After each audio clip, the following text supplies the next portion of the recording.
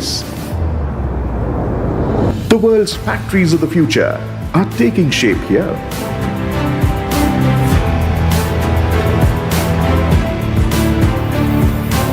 Our ports, rails, and roads drive growth. But the new Andhra Pradesh builds beyond connections. It builds convergence. Efficiency is our new infrastructure. At the heart of Andhra Pradesh rises a city of the future, Amravati, rooted in heritage, designed for tomorrow. A capital shaped by ideas, not just buildings. Governance in Andhra Pradesh runs at the speed of trust, where decisions are digital, delivery is real. Swarna Andhra 2047, a promise powered by people and led with vision.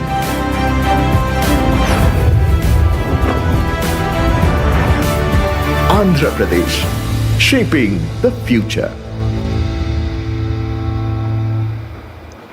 An inspiring story of the phenomenal growth of the state of Andhra Pradesh. Ladies and gentlemen, we will now have our industry leaders sharing their perspectives with us today. May I firstly invite Mr. Rajiv Mimami, President CII, and request him to kindly make his remarks.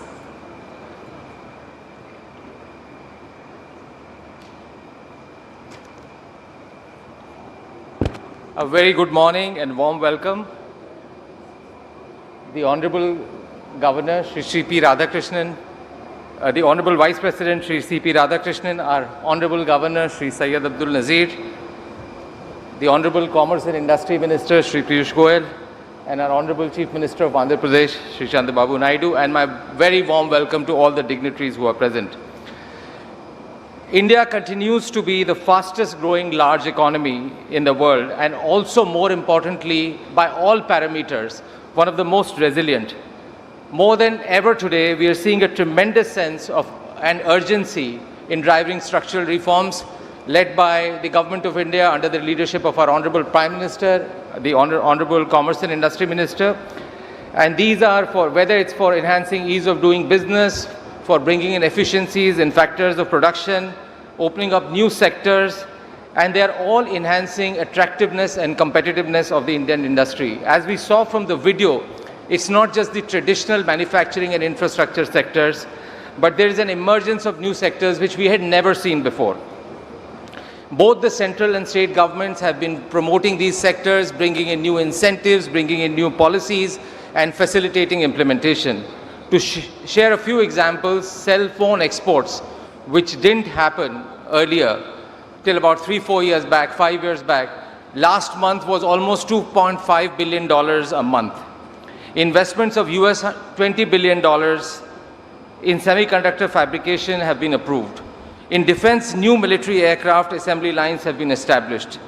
And similarly, massive investments are happening in the space of energy transition right across the value chain, and including the downstream impact. And states like Andhra Pradesh are leading the charge. Services has always been the strength of India, and we continue to grow at a fast clip.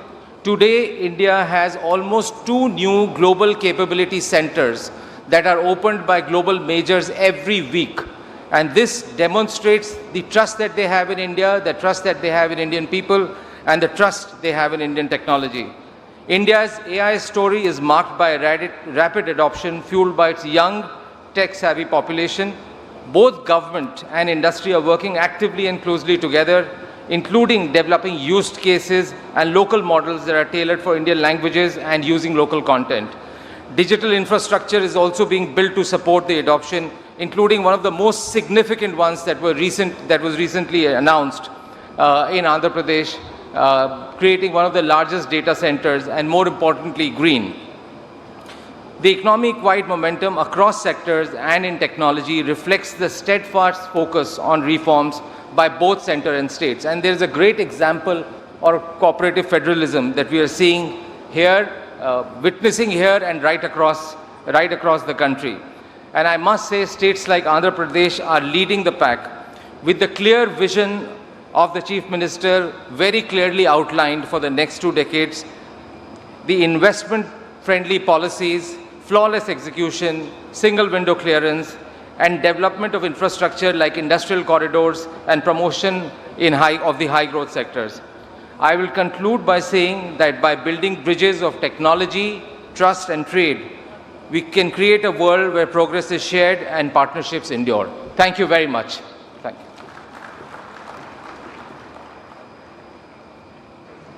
Thank you, Mr. Memani, for your warm remarks. Ladies and gentlemen, may I now invite Mr. Karan Adani, Managing Director of Adani Ports and SEZ Limited, and I request him to kindly give his remarks. Good morning. Honorable Vice President of India, Shri C.P. Radhakrishnan-ji, other dignitaries and excellencies on the dais, industry leaders, friends. It is always a joy to return to Visakhapatnam, the city of destiny, where the waters of the sea meets the ocean of ambition, and every wave seems to declare, destiny is made here. Because destiny is not something we inherit, it is something we create. And in Andhra Pradesh, I feel this creative energy everywhere, in its people, in its governance, and in its relentless pursuit of excellence. Distinguished guests, Andhra Pradesh is blessed. It is the eastern gateway of India to the world. But geography alone does not create history, vision does. And speaking of vision, we are in the presence of the visionary who rewrote the playbook of modern industrial India, Shri Chandrababu Naidu Garu. Sir, you're not just a chief minister, you are an institution. 3 decades ago, when many saw uncertainty, you saw opportunity and transformed Hyderabad into a global symbol of Indian intellect and innovation. And today, as you take the forward vision of Swarna Andhra 2047, you are once again reminding us that governance can be visionary, administration can be entrepreneurial, and government heads can think like a startup founder, always building, always innovating, and always believing. You, sir, are the original CEO of Andhra Pradesh, and under your captaincy, this state is ready once again for takeoff. I must also acknowledge another driving force behind this momentum, Shri Nara Lokesh Garu. Lokesh Garu, you represent a new generation of leadership, agile, data-driven, and deeply humane. Your mantra of speed of doing business is not just a slogan, it is a lived experience for investors like us. You speak the language of youth, the logic of technology, and the matrix of boardroom, all with equal fluency.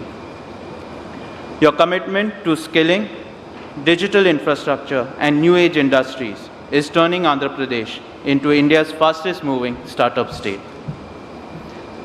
Distinguished guests, the Adani Group's belief in Andhra Pradesh is not new. We do not just talk about investment, we demonstrate it. So far, we have already invested over 40,000 crores across ports, logistics, cement, infra, and renewable energy. And we are not stopping there. Over the next 10 years, we plan to invest an additional 1 lakh crores across ports, data center, cement, and energy business. The flagship of our commitment is the Vizag Tech Park. This is not just another tech park, it is the foundation of India's digital sovereignty. We are building one of the world's largest hyperscale data center ecosystem in partnership with Google and powered by complete green energy. This is a combined $15 billion vision that perfectly aligns with your twin goals of sustainable and high-tech growth. But what truly humbles us is not the scale of the capital, it is the scale of impact. Our operations here have already generated over 1 lakh direct and indirect jobs. And far more is to come. That means families supported, skills are developed, and futures built right here in this great state. So as I close, Shri Naidu Garu, Shri Lokesh Garu, we will match your speed We will match your scale, but above all, we will match your spirit. On behalf of my father, Shri Gautam Adani, and the Adani Group, we are privileged to be part of this journey. We not only look forward to growing with you, but commit to becoming the largest investor in Andhra Pradesh's bright future. Thank you. Jai Hind. Thank you, Mr. Karan Adani, for your warm remarks. May I please request our esteemed speakers to kindly keep their remarks extremely brief due to paucity of time. Ladies and gentlemen, may I now invite Mr. G.M. Rao, Group Chairman of GMR Group, and request him to kindly give his remarks.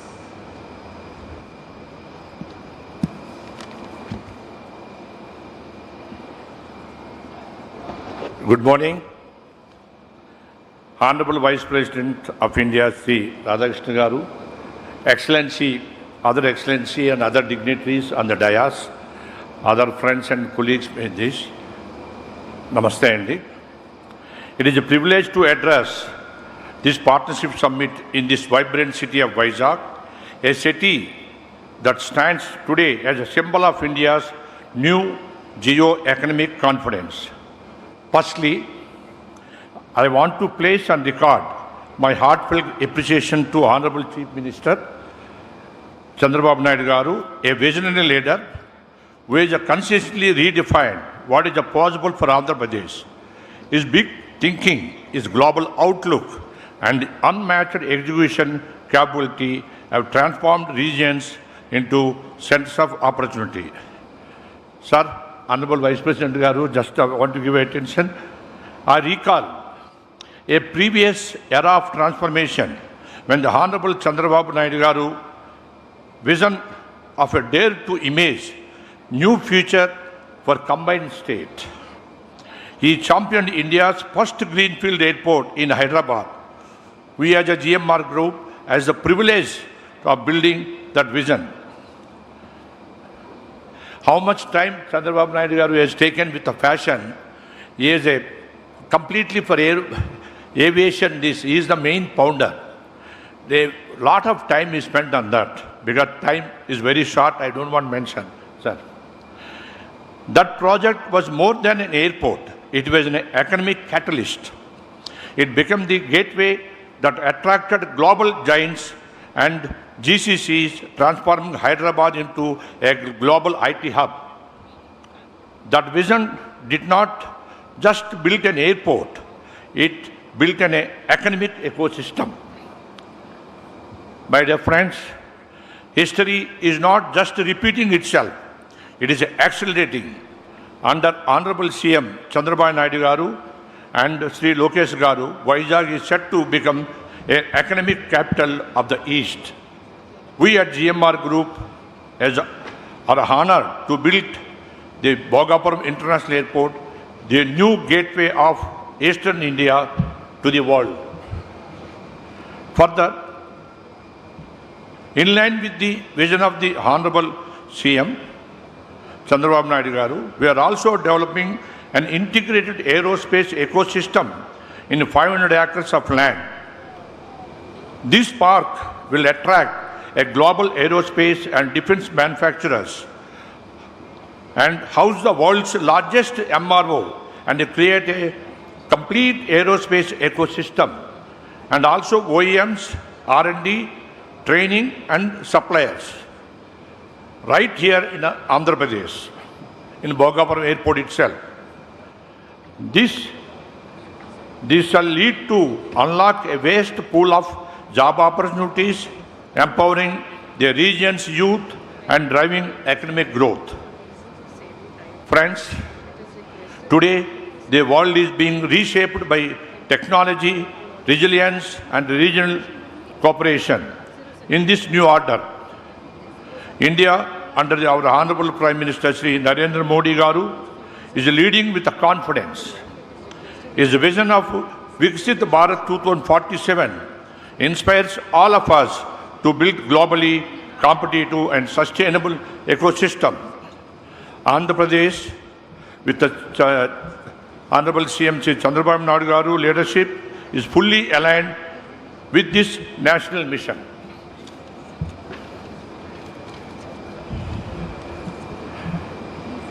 My sincere appreciation also to Honorable Minister Lokesh Garu, a dynamic, forward-looking leader committed to technology, industry and youth empowerment. His clarity, digital focus and commitment to building a knowledge-driven state are preparing Andhra Pradesh for a world-class future. The recent $15 billion Google investment to establish the world's largest data center in Vizag is a historic milestone. It is a big game changer. It signals to global confidence in Andhra Pradesh governance and future. Together with the airport and aerospace ecosystem, it will transform this region into a digital and industrial powerhouse. At GMR, we match vision with execution to honor the pace set by the Honorable Prime Minister and the Honorable Chief Minister. We are committed to complete the Bhogapuram Airport well ahead of the schedule, sir. 6 months ahead, June 26 will be ready, sir. That is our pledge to visit Andhra Pradesh and visit Bharat.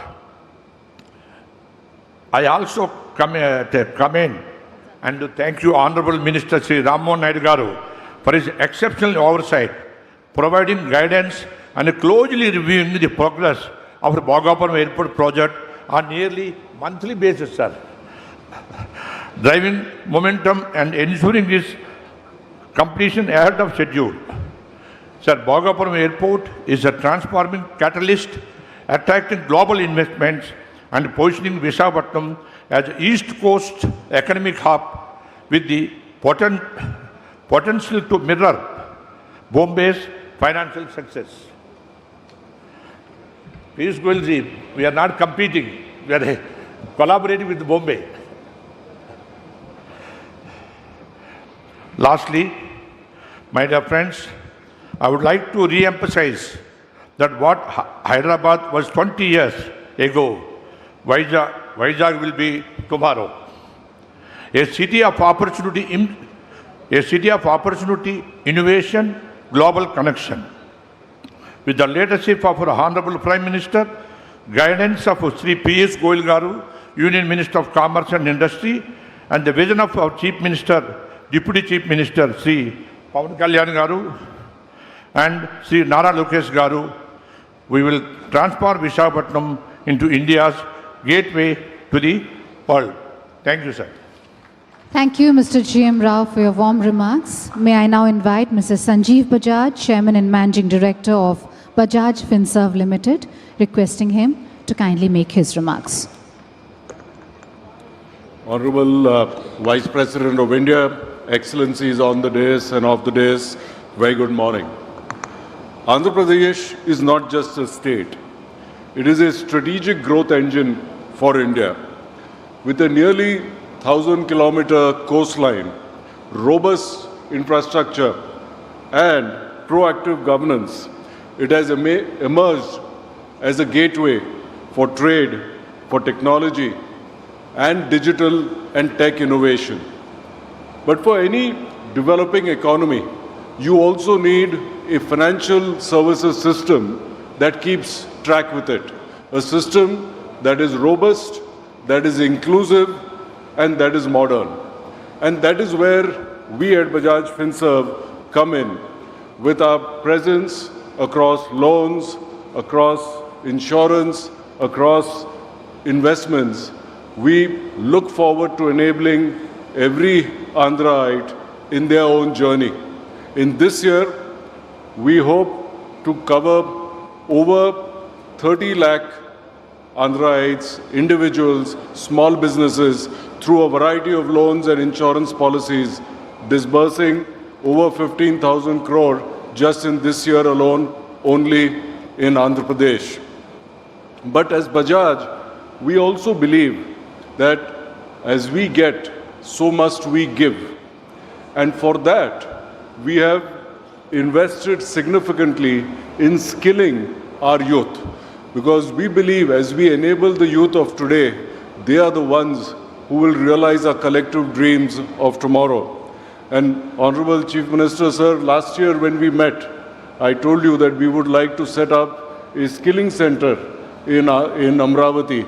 And I'm happy to say that in the last year, along with CII, the Rahul Bajaj Center of Excellence in Skilling, we have set up skilling and career counseling centers, not only in Amravati, but in Vijayawada, in Visakhapatnam, in Tirupati, in Sri City, and we will additionally do that in Rajamundry and a few other places in Andhra. We remain committed to working with you and your team so that collectively we can enable our youth, our small businesses to achieve their dreams. Thank you. Thank you, Mr. Sanjeev Bajaj. May I now invite Ms. Shobhana Kamineni, Promoter Director, Apollo Hospitals Enterprise Limited and Executive Chairperson of the Apollo Health Co. Limited, to kindly give her brief remarks.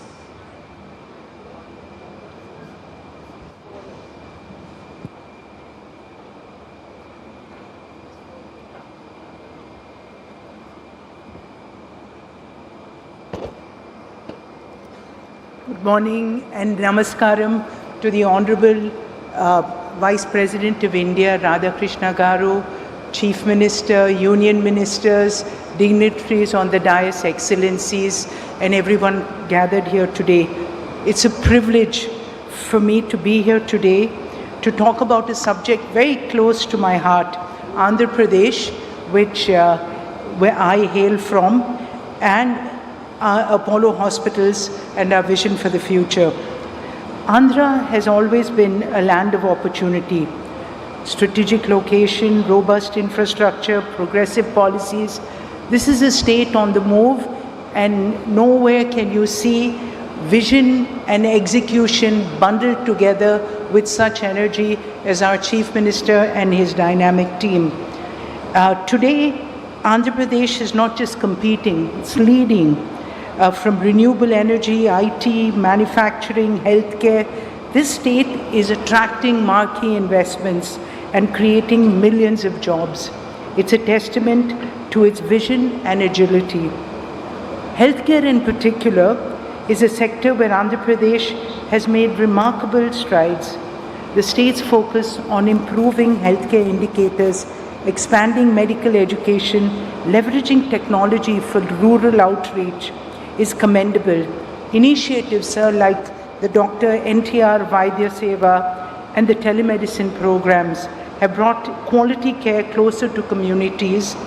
And as we look ahead, the demand for advanced healthcare, infrastructure, specialized services is only going to grow. And this is where Apollo steps in.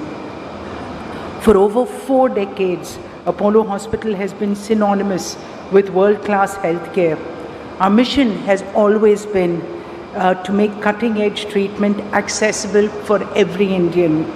In this state, we're not just building hospitals, we're building a healthcare ecosystem. We have strengthened our presence in cities like Vizag, of course, Tirupati, Vijayawada, Chittur, where we have hospitals, but we also have digital platforms. We're in districts, we're in villages of Andhra Pradesh. And this is a state where we have almost 21,000 people working in the Apollo family for this state. And these are all great jobs that are being created.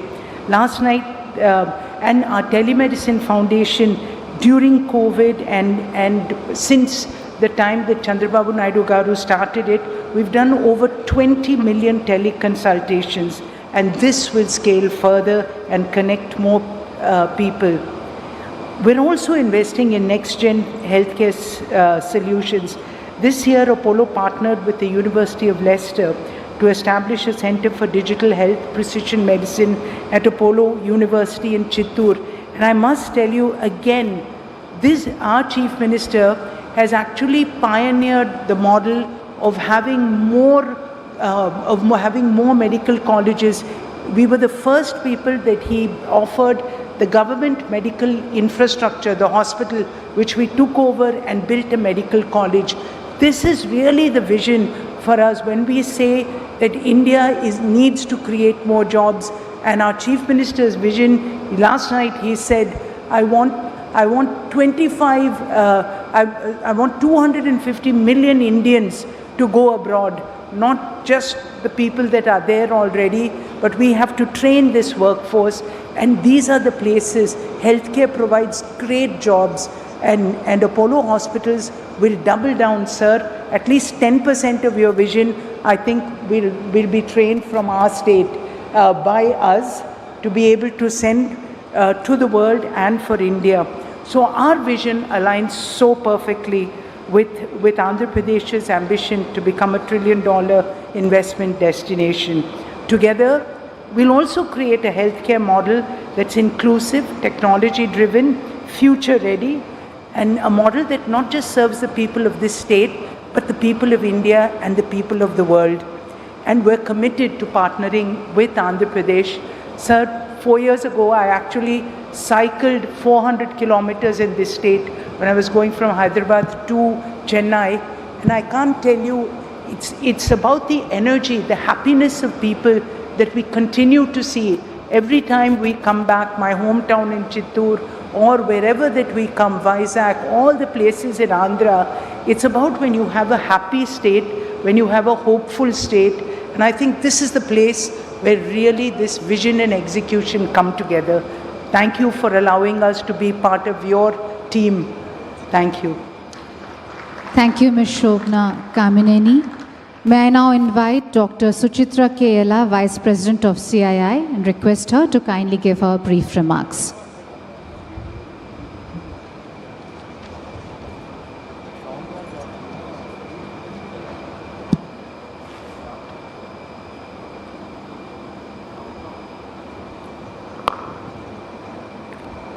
His Excellency, Honorable Vice President of India, Sri Radhakrishnan Avargal, Namaskaram.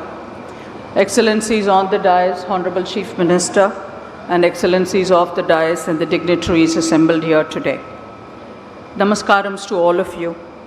It is both an honor and a privilege to address this inaugural session of the 30th edition of the CII Partnership Summit being held here in Vizag. This milestone marks 3 decades of collaboration, innovation, and shared vision. And today we stand here at the threshold of this golden opportunity. As we gather here today, we do at a time when global trade and cooperation landscape is undergoing profound changes. Geopolitical shifts, raising tariff barriers, and protectionist tendencies are reshaping the contours of international commerce and trade. In this evolving environment, the resilience of industry becomes not just a measure of economic growth, but a reflection of the national capabilities and aspirations that we all have for us to achieve at 2047. India is responding to these global challenges with confidence and clarity. Our path forward is anchored in self-sustaining growth driven by 2 powerful pillars. India's target in achieving the 500 gigawatt of installed renewable energy capacities by 2030 is processing rapidly, and the 209 gigawatt already achieved as of January 2025. Together, manufacturing, energy form the backbone of India's self-sustaining growth story. Manufacturing strengthens the domestic capabilities and the global competitiveness, while clean energy ensures that progress remains inclusive and sustainable.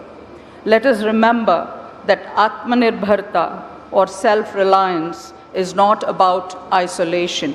It is about partnership, innovation, shared growth, that India stands ready to work with the world to co-create solutions and strengthen value chains and build a resilient global future where the prosperity is shared and sustainable. India has demonstrated this extremely well during the pandemic.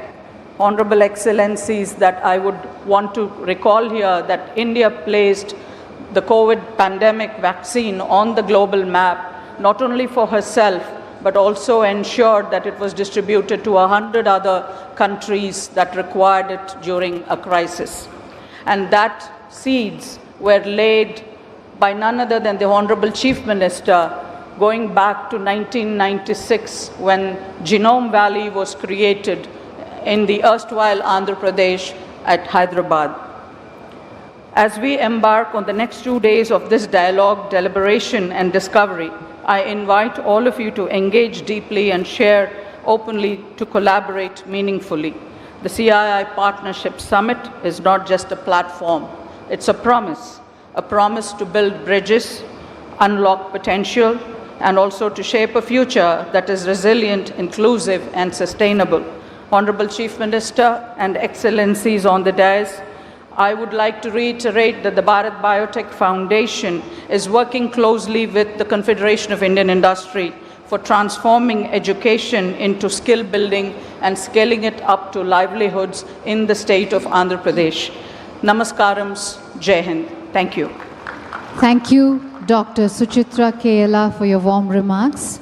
May I now invite Mr. Amit Kalyani, Vice Chairman and Joint Managing Director at Bharat Forge Limited, to kindly give his remarks.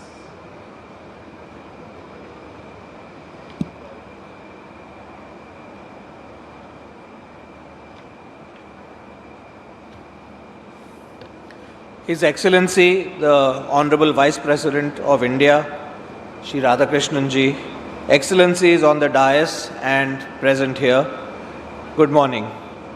It's a privilege to be here with you in this beautiful city of Visakhapatnam for this CII Partnership Summit. Our company, Bharat Forge, has been invested in the state of Andhra Pradesh since the Honorable CM's first term in 2018, when we set up a plant near Nellore. And we are now, with the experience in hindsight and the positive experience we have had, are increasing our investments in the state in multiple new areas that we are present in, including defense, in the shipbuilding supply chain, and industrial areas.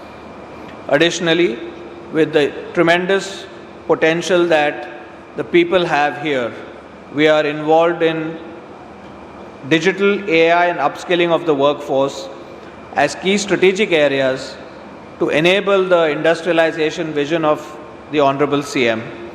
We are also an active partner in the Ratan Tata Innovation Hub, Anandpur node, enabling AI and Industry 5.0 upskilling in the surrounding areas. Additionally, in the bilateral discussions with the Honorable CM over the last 2 days, we have identified a few other sunrise areas where there is tremendous potential for investment and investment-led employment in the state of Andhra Pradesh. Andhra Pradesh is going to also drive certain or anchor certain key industrial sectors which are going to be driving the manufacturing demand in India, such as shipbuilding. The whole city of Visakhapatnam and this area has a tremendous ecosystem and deep knowledge base in the area of shipbuilding, thanks to the Advanced Shipbuilding Center and the talent that exists around it. So this is a key enabler to create a large new shipbuilding complex, which I think will be a growth driver for the Indian industry. Our experience in the last 7-8 years and the roadmap laid out by the Honorable CM and the government of Andhra Pradesh embolden us in making new investments, because it's a well thought out plan which takes care of all aspects of future demand, right from data to manpower to skill, energy, and I think this could be a great new growth node for all Indian industry and industries from across the world. So congratulations to the state and CII for organizing this wonderful event and to enable partners from India and outside to see the opportunity of our country and the state and to create a new growth avenue from here. Thank you very much. Thank you, Mr. Amit Kalyani. May I now invite Mr. Sudarshan Venu, Chairman and Managing Director of TVS Motor Company, requesting him to kindly give his remarks.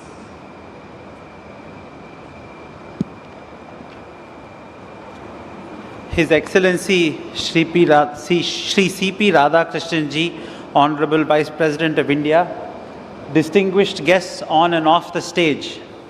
It's really a special moment for all of us to gather in Andhra, as under the vision of the Chief Minister, Andhra's growth is turbocharged with the vision of Swarna Andhra 2047. This is set in a context of an India that is the most exciting economy to be in anywhere in the world. Under the transformative leadership of our Prime Minister, Shri Narendra Modi Ji, India is poised to become the world's third largest economy in 2028. We are well on our way to realizing the ambitious vision of Viksit Bharat 2047, powered by manufacturing, services, and access to many new markets under the many free trade deals that have been done under the guidance of our Honorable Commerce Minister. In this vision, Andhra has a very special place to play. The visionary Chief Minister has conceived a concept of Swarna Andhra Pradesh 2047 with an aim to transform the state into a $2.4 trillion economy with a per capita GDP of over $42,000. This would mean a remarkable double-digit growth every year from now onwards, creating huge opportunities for all of us. We all were inspired by the progressive thoughts of Sri Nara Lokesh Garu in his recent YouTube interview, where with an aim of attracting over $1 trillion in investments over the next 5 years and developing crucial infrastructure in multimodal logistics, industrial parks, and power generation facilities. The vision targets all sectors of the economy: manufacturing, aquaculture, clean energy, and the social development as well. With its strategic location, Andhra is one of the most attractive investment destinations in India today, supported by a dynamic vision and strong governance. Residing and coming from Singapore, Singapore companies have always had tremendous opportunity to partner with and partake in the vision of our Honorable Chief Minister. And I'm sure that this will happen in the coming years as well, as India and Singapore further strengthen their partnership. On behalf of the TVS Group, we are really excited for the development of Andhra in all aspects: industry, the social side, and the vision of the Chief Minister, and we look forward to having an opportunity to play a part in its growth. Thank you very much. Thank you, Mr. Sudarshan Venu. May I now invite Mr. Yusuf Ali, Chairman and Managing Director of Lulu Group International, and request him to kindly give his remarks. In the name of God, the most merciful, the most beneficent, Honorable Vice President, dignitaries, including my very dear Chief Minister, and Piyush Goyal ji, and Lokesh, and other ministers, friends, dignitaries from all over the world. First of all, thank you very much for inviting me to attend this great event. I am greatly honored to be here. A dream of the people of Visakhapatnam. Honorable Chief Minister,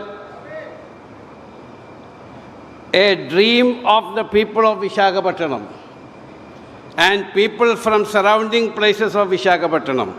A dream of government and the people of Andhra Pradesh. A dream of Honorable Chief Minister, Sri Chandrababu Naidu Garu. Also my personal and our group's dream is going to shape. I want to go back little to tell a story. It was former Honorable Vice President Sri Venkaiah Naidu Garu who introduced me to Honorable Chief Minister Sri Chandrababu Naidu Garu. After that, I met Honorable CM in Davos at World Economic Forum. During one of our business discussions, I promised Honorable CM that we will construct India's biggest beautiful shopping mall in Visakhapatnam, not only for the people of Visakhapatnam, but also for people far from Visakhapatnam and nearby states. CM promised to inform after looking for right location for our project. We again met for a discussion after CM identified a location.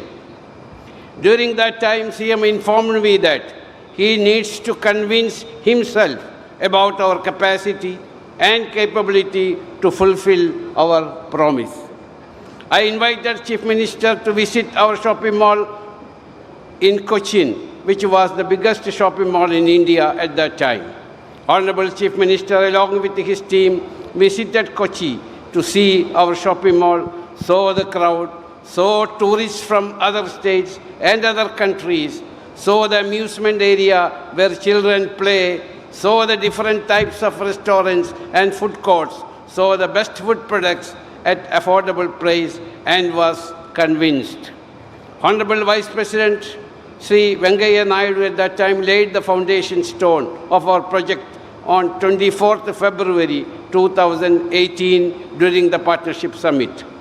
Due to the reason beyond our control, we could not fulfill our promise, and I do not wish to go into the detail.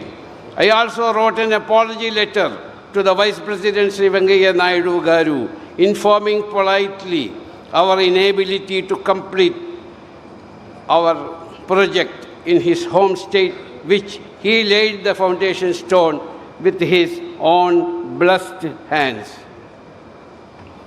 Ladies and gentlemen, now when Chief Minister came back to power, CM again invited us, and we visited Andhra Pradesh for discussion with CM to reconfirm our support to the state.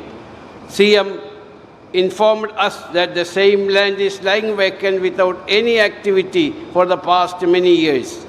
We were told to start our project if we are still interested to invest. After much discussion, deliberations, and consensus, we finalized the same place for our project. Today, I am happy to announce that we are starting the project this week.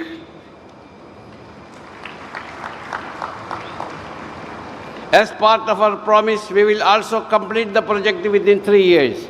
Our project, when completed, will provide employment opportunities directly 5,000 people and indirectly 12,000 people. In addition to this, the construction of our state-of-the-art export-oriented food processing plant in Malavalli in Vijayawada is complete, which will be opening in the first week of January. We are the largest retailers in the Middle East. From this plant, our first shipment of mango pulp, guava pulp, and processed spices in our own brand will start first week of January 2026. Already, we are exporting a huge quantity of fruits and vegetables from this state to feed our approximately 300 hypermarkets and shopping malls in GCC and Egypt. Opening of our new food processing plant will help us to increase our exports and to tie up directly with the local farmers, which will further help them to boost their production. As we all know, under the dynamic leadership of Sri Narendra Modi ji, our Honorable Prime Minister, is emerging as the fastest growing economy and one of the most attractive investment destinations in the world. Our country is marching to soon become a $5 trillion economy and third largest economy in the world. The state, Andhra Pradesh, under the leadership of my very dear Honorable Chief Minister Sri Chandrababu Naidu Garu, who is working hard as a CEO of the state, playing a significant role in this journey. Our group will also contribute in our own humble ways in this journey. With these words, let me wish this summit all success and thank you. Jai Hind. Thank you, Mr. Yusuf Ali, for your remarks. Ladies and gentlemen, we will now begin the ministerial addresses. May I now invite Mr. T.G. Bharat, Honorable Minister of Industries and Commerce and Food Processing, Government of Andhra Pradesh, requesting him to kindly address us.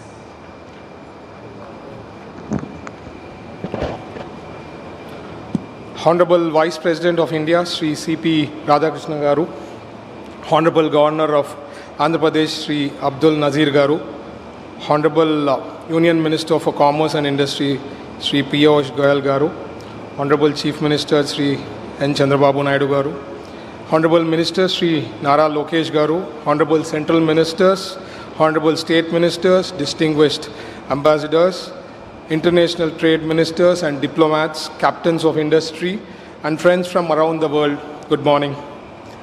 It is a privilege to stand here on the opening day of the Partnership Summit, a summit that tells the world one clear message. Andhra Pradesh is back in acceleration mode with clarity, confidence, and commitment.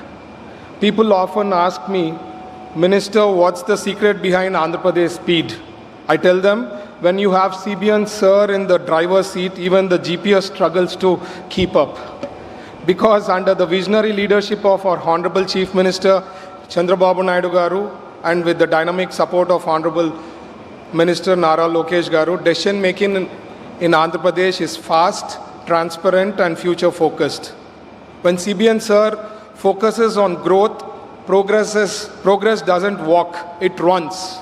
We have seen it before and we have witnessed it again. Faster, smarter, and more inclusive than ever. Today we bring together technology, manufacturing, infrastructure, energy, food, processing, and logistics, all in one ecosystem for opportunity. We are not here to compete for investment. We are here to collaborate for growth. Not to sell land, but to build long-term partnerships. Not to chase headlines, but to create value chains that endure.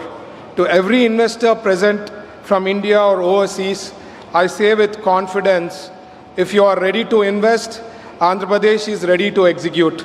We already have long coastline, 3 industrial corridors, 550 plus industrial parks, the capability and the leadership. What we are looking for is partnership who believe in speed, scale, and sincerity. Together, let us make the summit not just an event, but the starting point of a new industrial decade for Andhra Pradesh. Jai Hind, Jai Andhra Pradesh. Thank you. Thank you, Honorable Minister, for your kind address. May I now invite Mr. Nadendra Manohar, Honorable Minister of Civil Supplies, Food and Consumer Affairs, Government of Andhra Pradesh, and request him to kindly address us. The Honorable Vice President of India, Sri Radhakrishnan Ji, Honorable Governor of Andhra Pradesh, Syed Abdul Nazir Ji, our Honorable Chief Minister of Andhra Pradesh, Sri Nara Chandrababu Naidu Garu, the Honorable Union Minister for Commerce and Industry, Sri Piyush Goyal Garu, distinguished ladies and gentlemen, on behalf of the Deputy Chief Minister of Andhra Pradesh, Sri Pawan Kalyan Garu, firstly, I would like to extend our hearty appreciation and congratulations to our Honorable Chief Minister for his relentless pursuit in creating an ecosystem for industry in Andhra Pradesh. It is his tireless efforts that have made things happen to bring Andhra Pradesh back to its days of glory. To CII and all potential investors, we are here and we stand together to assure you that this partnership shall always be continuous and deeply committed into making things happen for all of you in Andhra Pradesh. This consistency is very much required, as you all noticed, when policies change and governments change. But we all stand here together to reiterate once again that our alliance will be here to support in everything that all of you do. The early entrepreneurs of Andhra Pradesh made significant contributions to the core sectors of our industry in Andhra, and it's now time for all of us to take this momentum further. In the days ahead when we bond together, we request all of you who are here to continue to inspire the youth of our great nation, to ensure that you provide a platform for them to innovate, for them to become the next level generation of entrepreneurs. Andhra Pradesh will always be here to encourage, motivate, and stand committed in ensuring that industry has a pride of place in the map of India. Thank you all for reaching out and coming to Andhra Pradesh. And this partnership summit should definitely leave an excellent mark in the industrial policy of Andhra Pradesh. With best wishes to all of you, and especially to Nara Lokesh Garu, for ensuring that speed of doing business is not a slogan, but it is a lot of hard work and relentless effort to make things happen. Thank you very much. Thank you, Honourable Minister, for your kind address. May I now invite Mr. Bhupati Raju Srinivasa Verma, Honourable Minister of State for Heavy Industries and Steel, Government of India, requesting him to kindly address us.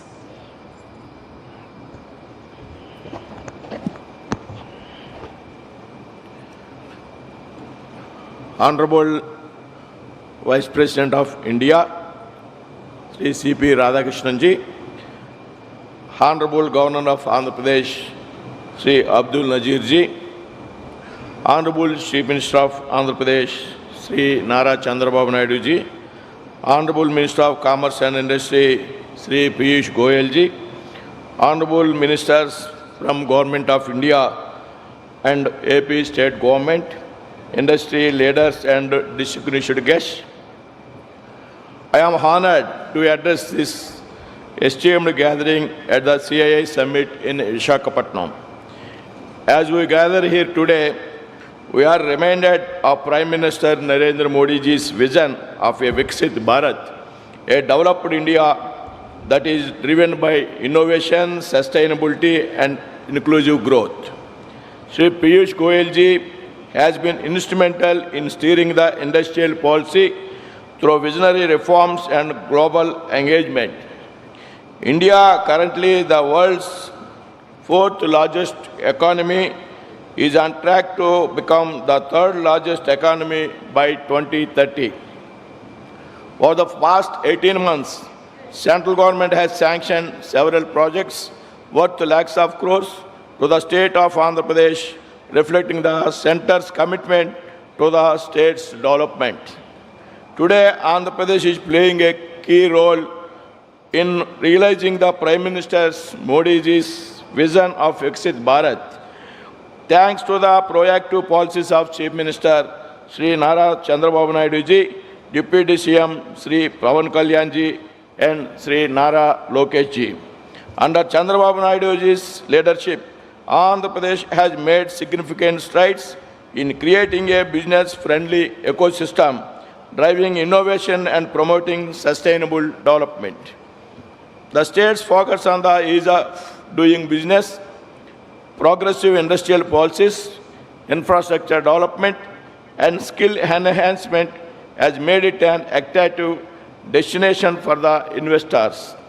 Government of India recognizes Andhra Pradesh is a key player in India's growth story. We are committed to working with the state to boost industrial growth and development through a strategy of revival and greenfield expansion. The efforts of Chief Minister Nara Chandrababu Naidu ji and Sri Nara Lokesh ji in facilitating the 17.5 million ton per annum integrated steel plant by ArcelorMittal and Nippon Steel at Nakapalli are truly commendable. Aiding these efforts, we at the Ministry of Steel have approved a 267 kilometers iron ore slurry pipeline from Chhattisgarh to the steel plant at Nakapalli, which will ensure low emission and cost-efficient logistics. The collaboration of a strong central vision and dynamic state leadership has positioned Andhra Pradesh at an unparalleled advantage. I invite all industrial leaders and delegates to explore the immense potential of Andhra Pradesh for sustainable industrial growth. Let us shape the future of Andhra Pradesh and India together. Thank you. Jai Hind. Thank you, Honourable Minister, for your kind address. May I now invite Dr. Pemasani Chandrasekhar, Honourable Minister of State, Rural Development and Communications, Government of India, requesting him to kindly address us.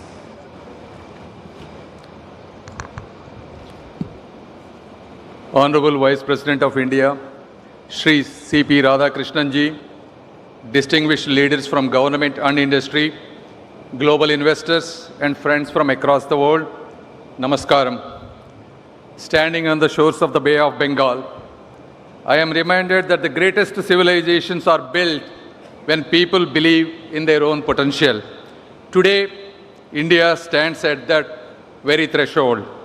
Over the past decade, India has rapidly evolved from a consumer to a creator, partner, and trusted provider of world-class solutions.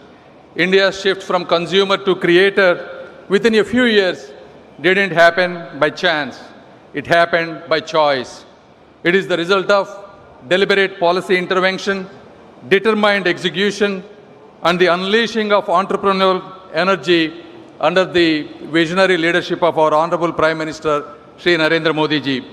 We invested $1.4 trillion in roads, ports, airports, and digital public infrastructure, creating connectivity at unprecedented speed. We launched production-linked incentives in 14 sectors worth $26 billion, transforming manufacturing. We consolidated 29 labor laws into 4 labor codes, transforming our business environment. We abolished retrospective taxation, enabling policy certainty. We created one nation, one tax through GST, establishing a unified market. We enacted the Insolvency and Bankruptcy Code, bringing predictability to business. These reforms reflect a fundamental shift from license Raj to trust-first approach, from seeing entrepreneurs with suspicion to celebrating them as nation builders. Perhaps the most profound change has been psychological, the mindset metamorphosis. We have moved from a defensive "we can't" to an assertive "why not us?" This shift in national consciousness may be our greatest achievement of all. Now when it comes to Andhra Pradesh, our dynamic visionary Chief Minister, Shri Nara Chandrababu Naidu ji, has built ecosystems that transformed Hyderabad into a IT capital, Cyberabad, Vizag into industrial and fintech city, Anantapur into automobile hub, Tirupati into electricity, electronics and mobile manufacturing hub. He brought future-focused industries like Genome Valley, creating jobs and global confidence. Andhra Pradesh offers what global investors seek, from pharmaceuticals to fintech, from agriculture to aerospace. AP is where India's sectoral strengths concentrate. AP has vast coastlines with 6 major ports, pre-cleared industrial land parcels, abundant renewable energy potential, and most importantly, a government committed to both incentives and speed.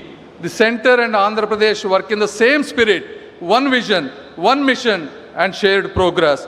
With a team of young, ambitious, and dynamic ministers like Shri Nara Lokesh and TG Bharat, Andhra is no longer just investment ready, we are investment hungry.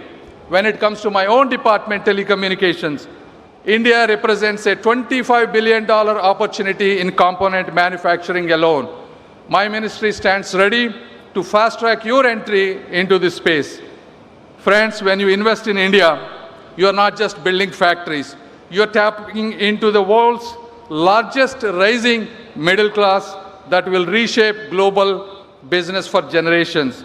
Therefore, partner with India, not because it is a safe choice, because it is the right choice. Today, India is not just riding the tide. We are the tide. History will record that the 21st century belonged to Asia, and Asia's century was powered by India's rise. The real and one question is, will you be the co-author of this story? Thank you. Jai Hind. Thank you, Honorable Minister, for your kind address. May I please request our speakers to kindly keep their remarks brief due to paucity of time. May I now invite Mr. Chandrababu Ram Mohan Naidu, Honorable Minister, Civil Aviation, Government of India, requesting him to kindly deliver his address.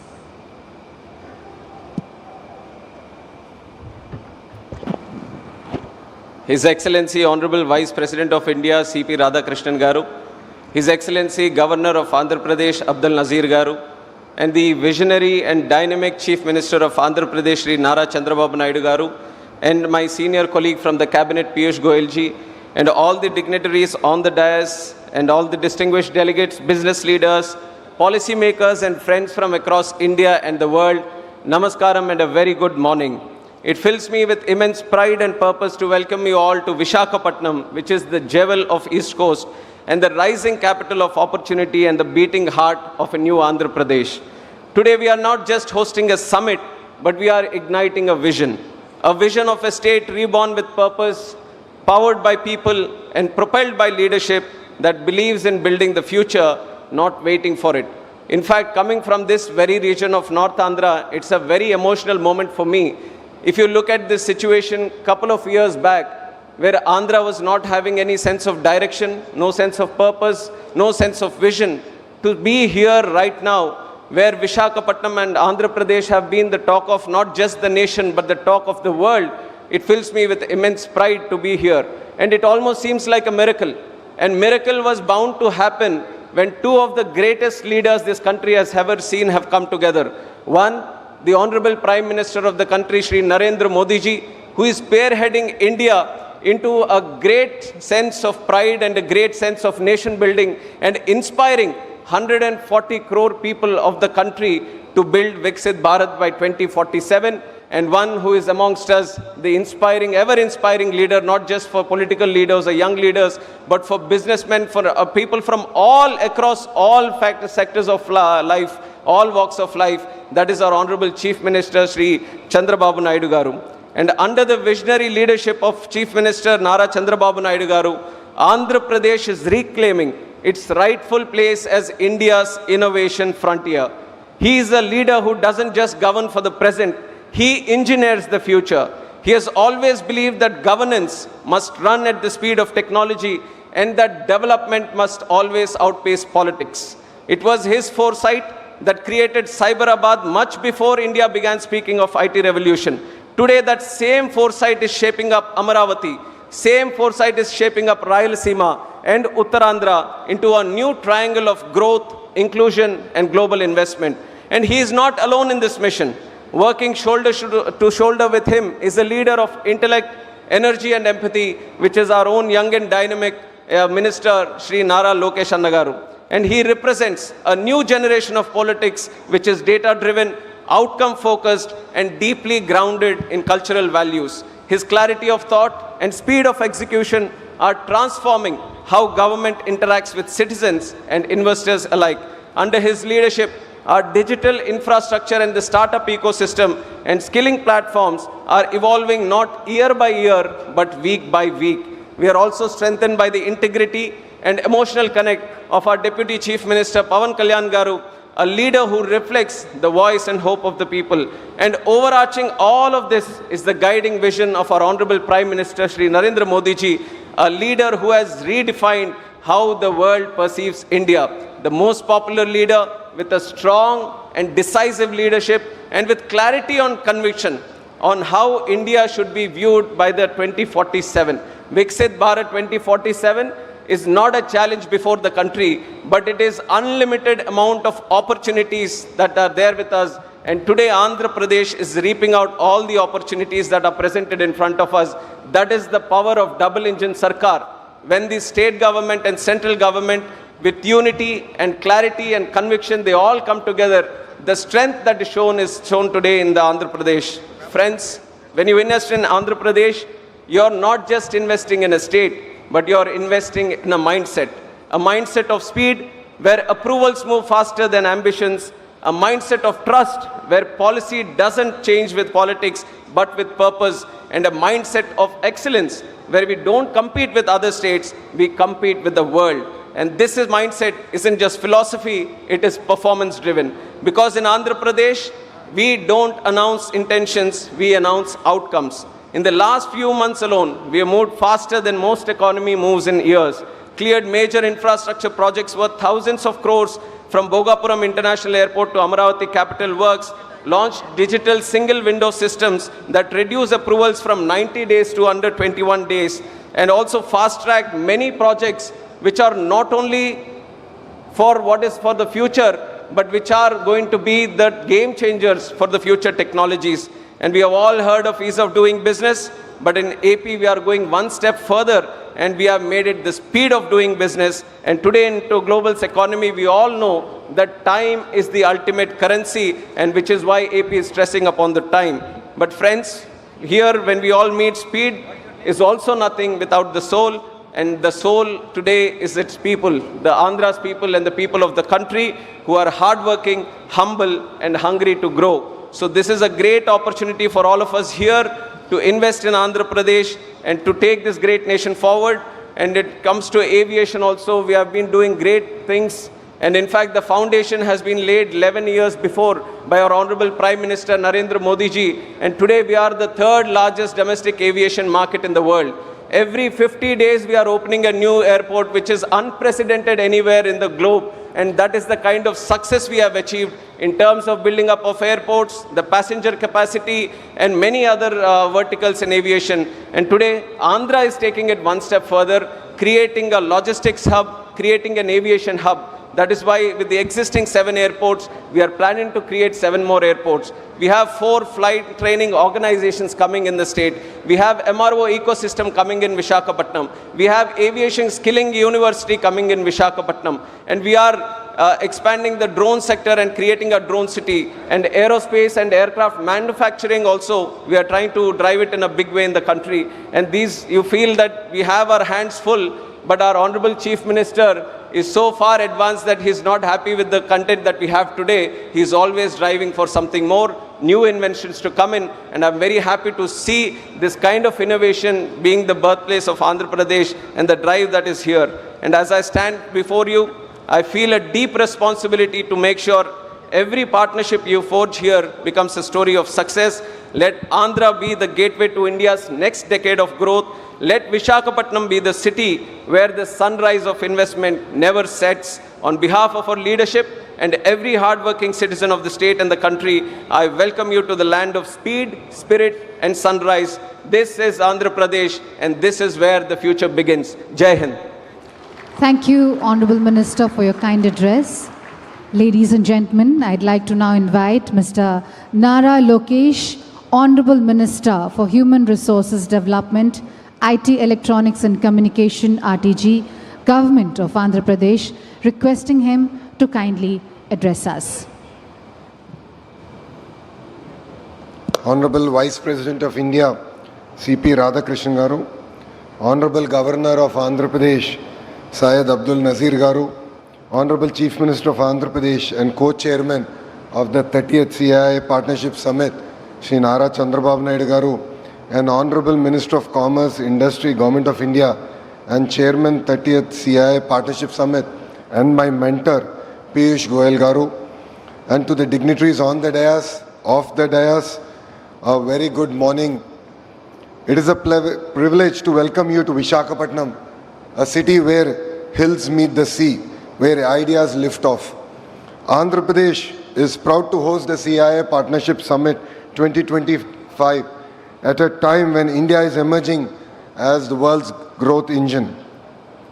Quite a few people ask me why they should consider Andhra Pradesh as their destination, as their home, and I only give them 3 clear reasons. First, we have a leadership with a clear track record. It is none other than our Chief Minister, Shri Nara Chandrababu Naidu Garu.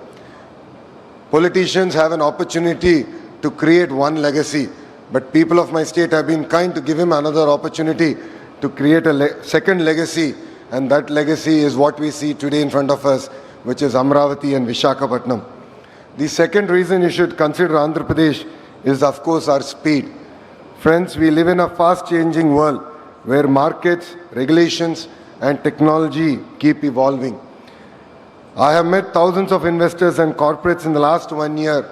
The single most important requirement for a company is speed. They expect the same speed from governments. This speed needs to be a mission. We need to grant land, permits, approvals, incentives with a speed that the project can take off and serve the markets. And to all the industrialists who are here in the audience, we will beat your company's speed here in Andhra Pradesh. And the third reason why you should invest here in Andhra Pradesh is what I call the double-engine bullet train government. Under the leadership of the Honorable Prime Minister, Shri Narendra Modi ji, and our Honorable Chief Minister, Shri Nara Chandrababu Naidu garu, once we shake hands, it is no longer your project, it is our project.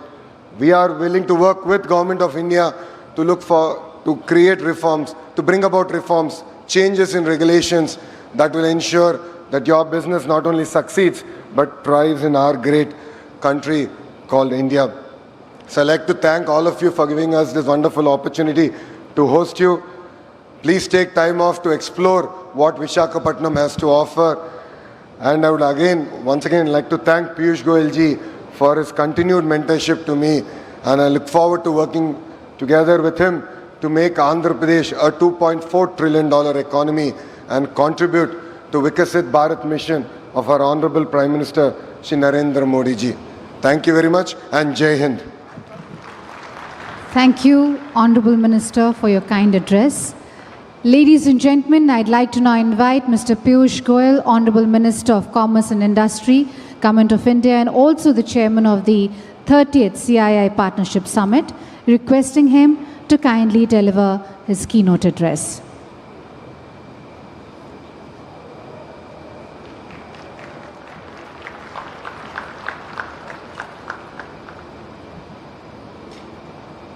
The very distinguished and eminent Vice President of India, Mahamahim Shri C.P. Radhakrishnan ji, the Honorable Governor of Andhra Pradesh, His Excellency Shri Syed Abdul Nazir ji, my good friend, my elder brother, and somebody with whom I have very deep relationship on a personal level and with whom I've worked very closely to evolve and devise several new ideas. Somebody who comes with a vision not only for the development of Andhra Pradesh but for the holistic development of India under the leadership of Prime Minister Narendra Modi towards Viksit Bharat 2047, a developed, a prosperous nation where every state of India will prosper, where every citizen of India will get a high, good quality of life, where every child born in Andhra Pradesh will have a bright future ahead of him. A visionary leader, Nara Chandrababu Naidu garu, Honorable Chief Minister of Andhra Pradesh, my colleague in the Union Cabinet, a very young, dynamic Minister for Civil Aviation, Shri Ram Mohan Naidu garu, the upcoming leader of Andhra Pradesh, somebody whom I have seen from a young age evolving into a leader of substance, a person committed to the development of his people, his state, and with a compassionate bent of mind, Nara Lokesh garu, all the distinguished excellencies, my colleagues, ministers from across the globe, captains of industry, both from India and abroad, distinguished ladies and gentlemen, namaskar. It is indeed an immense privilege to address the 30th edition of the CII Partnership Summit from the rich history of Satavahana Kingdom to its present status as a hub for steel, semiconductors and seafood. The Visakhapatnam region stands as a gateway to global trade. I extend warm greetings to the Honorable Vice President, whose distinguished career in public service and commitment to empowering the marginalized communities is an inspiration for all of us.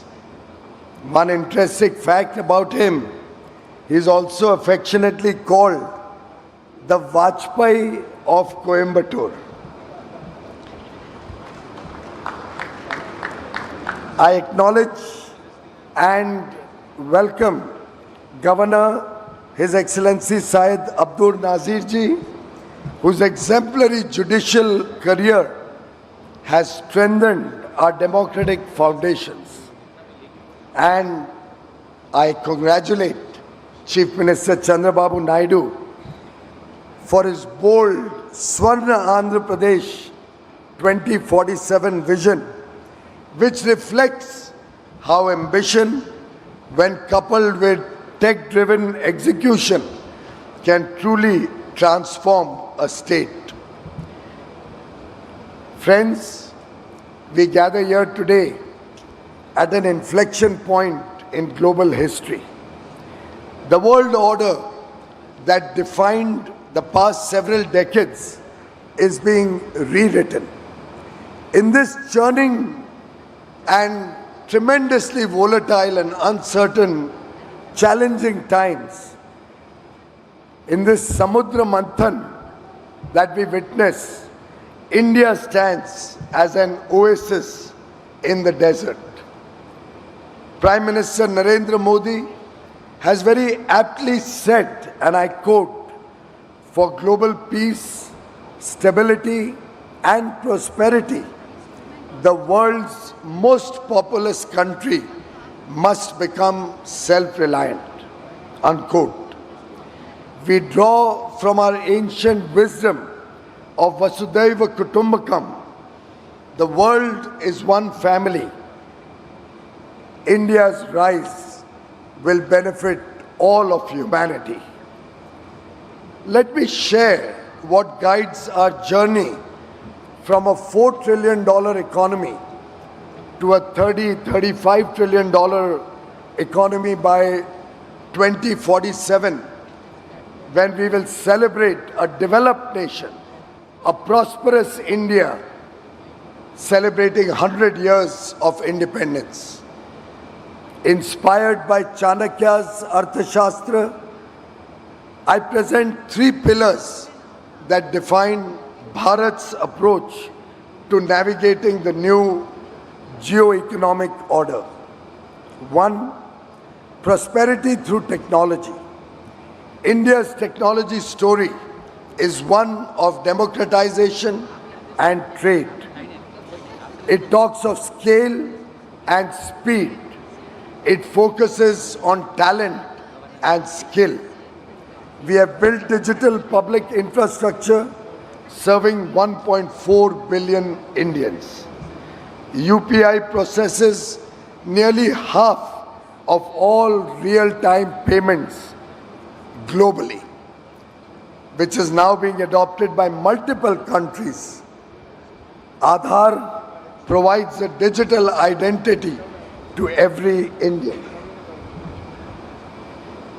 We are building complete semiconductor ecosystems with a current $30 billion investment and growing. Our India AI mission is democratizing artificial intelligence for all Indians.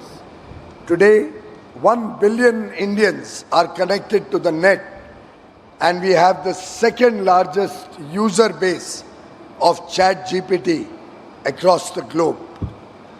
From the Mars mission to launching 104 satellites in one mission, we embody innovation at scale. We have achieved 500 gigawatts of installed power capacity, of which 51%, more than 250 gigawatt, comes from renewable energy sources. In the next 5 years, we plan to double our clean energy to 500 gigawatt, one of the fastest ramp-up witnessed anywhere in the world. To our international partners, India offers not just a market, but partnership for shared prosperity and mutual growth. Our young, aspirational engineering talent, our digital infrastructure, and our vibrant startup ecosystem provide the perfect launchpad for globally scalable solutions. Second, trust through righteousness, Vishwas through Dharma. In the new geo-economic order, trust is the most valuable currency. India has emerged as the world's trusted partner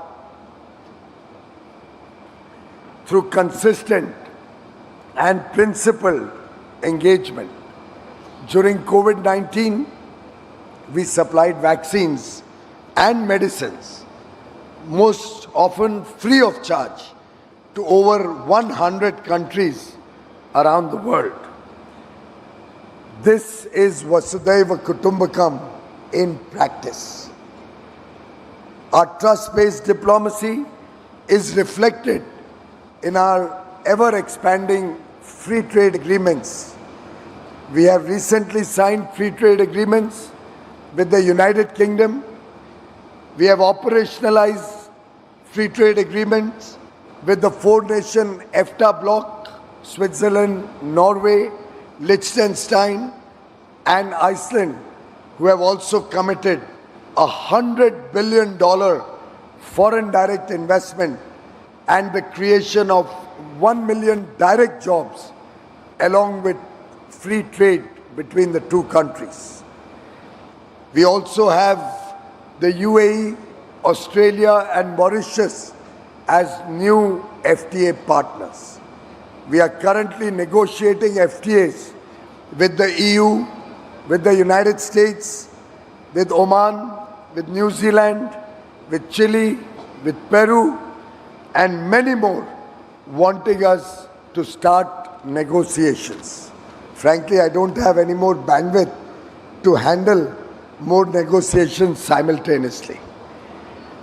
The world trusts India because we offer predictability through regulatory reforms, transparency through digital governance, and reliability in honoring commitments. We have removed more than 42,000 compliances and abolished 1,500 obsolete laws. Our next generation GST reforms will further ensure ease of doing business and rapidly expand consumer spending. When you partner with India, friends, you partner with a civilization that views relations through dharma, doing what is right.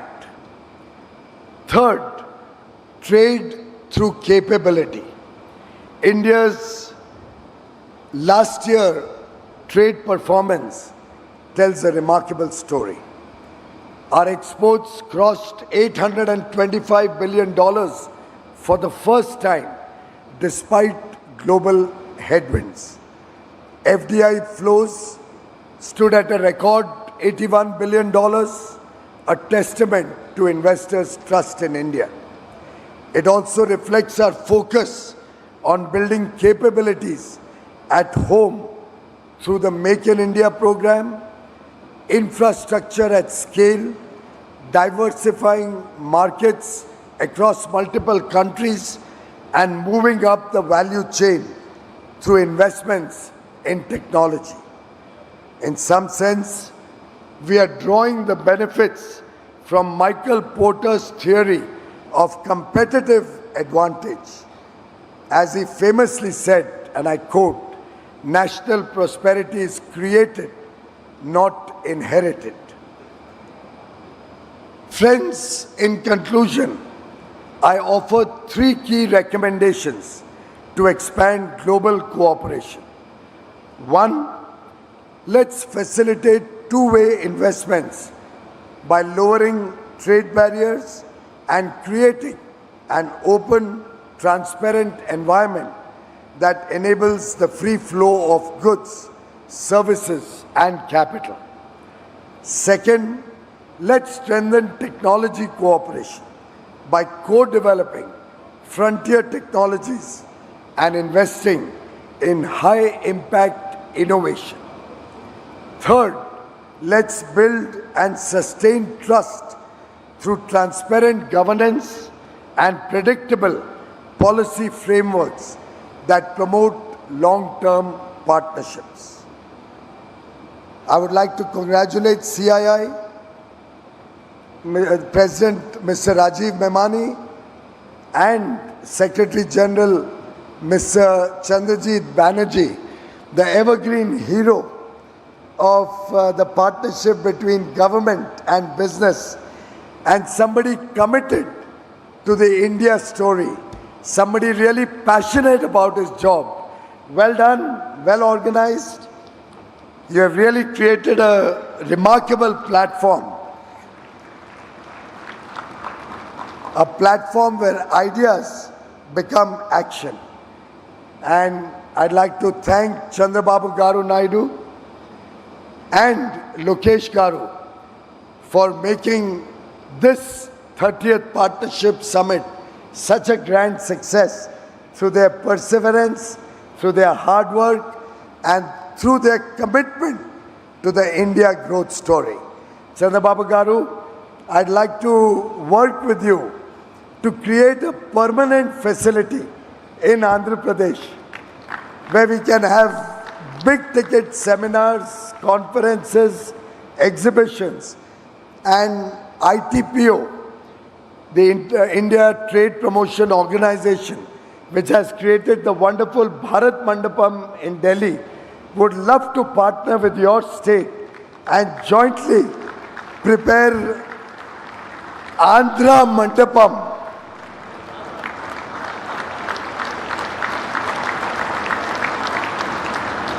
so that in the years to come, our partnership summit will not be under a marquee or a tent or temporary facilities, but will be at a world-class convention center, befitting your leadership and the talent and the wonders that Andhra Pradesh offers to the world. Friends, I thank each and every one of you, ministers, trade delegates, business leaders, innovators, and thought leaders from across the globe for believing in India's growth story and for being partners in our journey. Just before concluding, since this program has gone on for long, and we have an interesting result coming out on the television screens. For those of you who are interested, the people of India, through the second most populous state of Bihar, a very crucial state where elections were held in the last week, have just once again reposed confidence in the leadership of Prime Minister Narendra Modi and the leadership of the National Democratic Alliance, of which Chandrababu Garu is one of the strong pillars, through a 2/3 majority. 163 out of 243 seats, or rather 181. My God, this is growing faster than the India growth story. 181 seats out of 243, where the NDA candidates are leading as of now. And it seems this could change for the better. Thank you very much to the people of Bihar. Thank you very much to the people of India for their faith in Modi ji's leadership, for their faith in the leadership of the National Democratic Alliance, our leader Nitish Kumar, the Chief Minister of Bihar, and for their commitment to the India story of Viksit Bharat 2047. Jai Hind, thank you very much. Thank you. Honorable Minister Shri Piyush Goyal ji for your notable keynote address.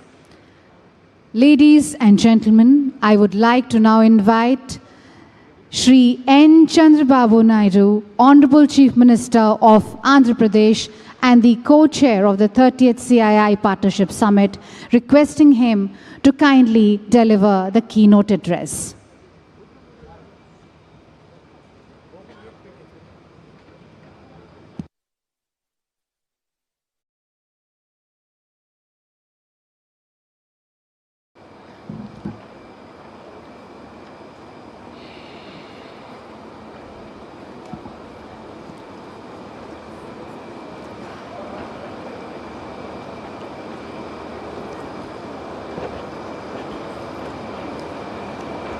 Honorable President of India, Sri C.P. Radhakrishnan Garu, Honorable Governor of Andhra Pradesh, Sri Abdul Nazir Garu,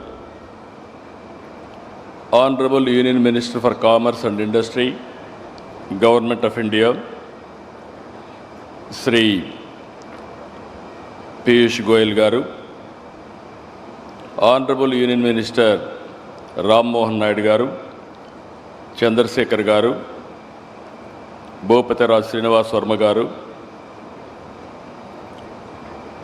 President, Confederation of Indian Industry, Rajiv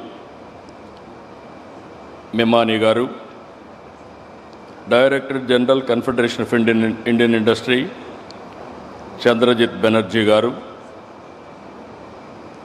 Honorable Ministers from my cabinet, Nara Lokesh Garu, T.G. Bharat Garu, Nadella Manohar Garu, industrialist on the dais, Suchitra Ella Garu, Sanjeev Bajaj Garu, G.M. Rao Garu,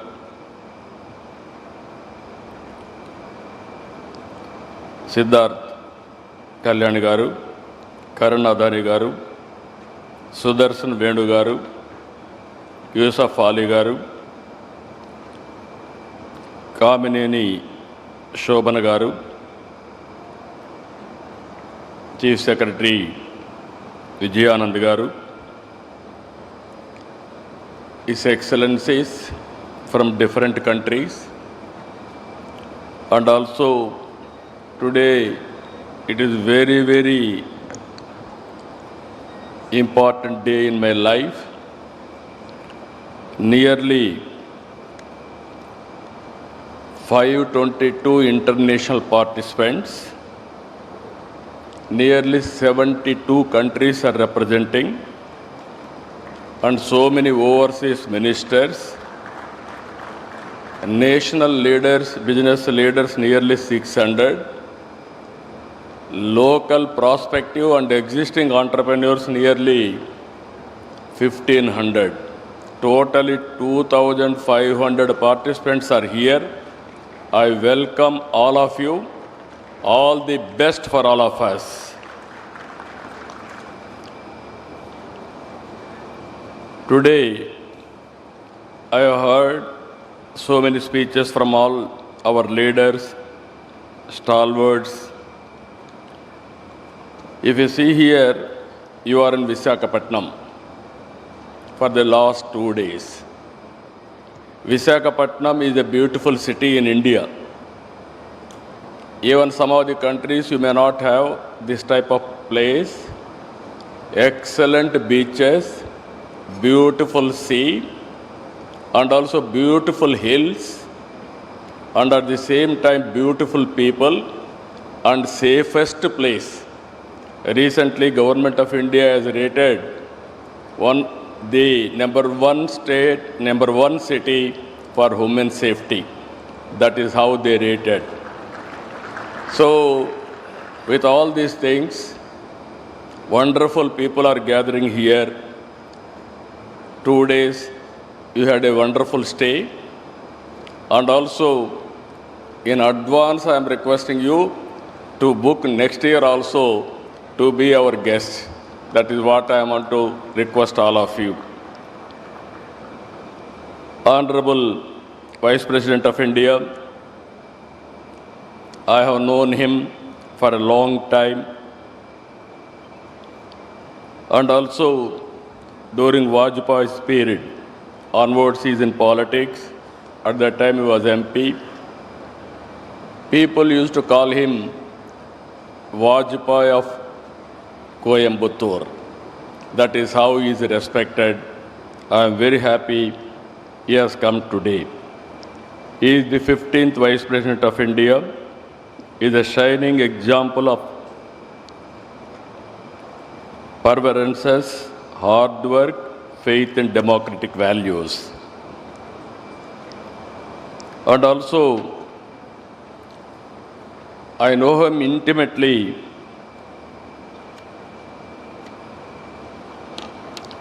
The Vice President, and also he is the Chairman of Rajya Sabha.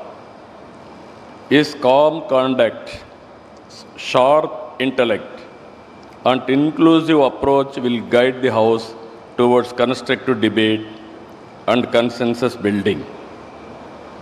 What sets him apart is his unshakable commitment to public service and humility. Even while holding the nation's second highest constitutional office, he remains deeply connected to the concerns of ordinary citizens, reflecting his lifelong conviction that leadership is not about privilege, but about purpose and service. On behalf of Andhra Pradesh, I welcome him, and also I am very thankful to him for coming this occasion to grace all of us.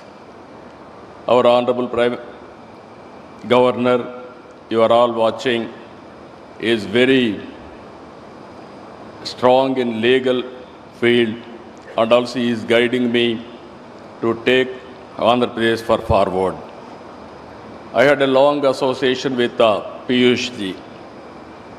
He is very dynamic and also very creative. Under his leadership, I am very confident India will emerge best destination for investment. I am assuring you, with all your good words, you can do business in Andhra Pradesh. Andhra Pradesh will be a gateway for investment, and India will be future destination. Nobody can change it. And also CII, I had a long association. Out of 30 CII partnerships, 7 were hosted from Andhra Pradesh. That is our credibility. Today, President and also Chandrajit Banerjee, they are working extraordinarily, and also the amount of response overseas because of our CII, I really appreciate him. And also if you see today, all investors are here. Just now, our Honorable Minister has announced Bihar elections. One example I am telling you. Bihar elections, last time NDA has won, we have won, present government. And at the same time today, as of now, 190 seats they are going to win. By end of this meeting, around 200 seats they are going to win, NDA. It shows people are with Narendra Modi ji. It is going to happen permanently. No other country, no other leader is enjoying people trust. I can say in a democratic country, only Narendra Modi ji is only the man who is enjoying absolute confidence and trust.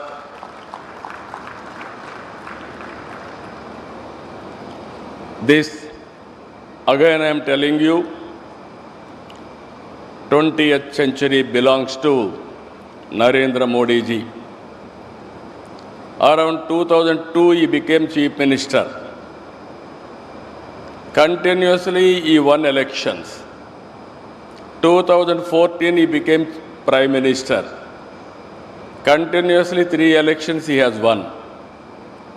And also, next election also he is going to win. very stable government, and also very progressive government.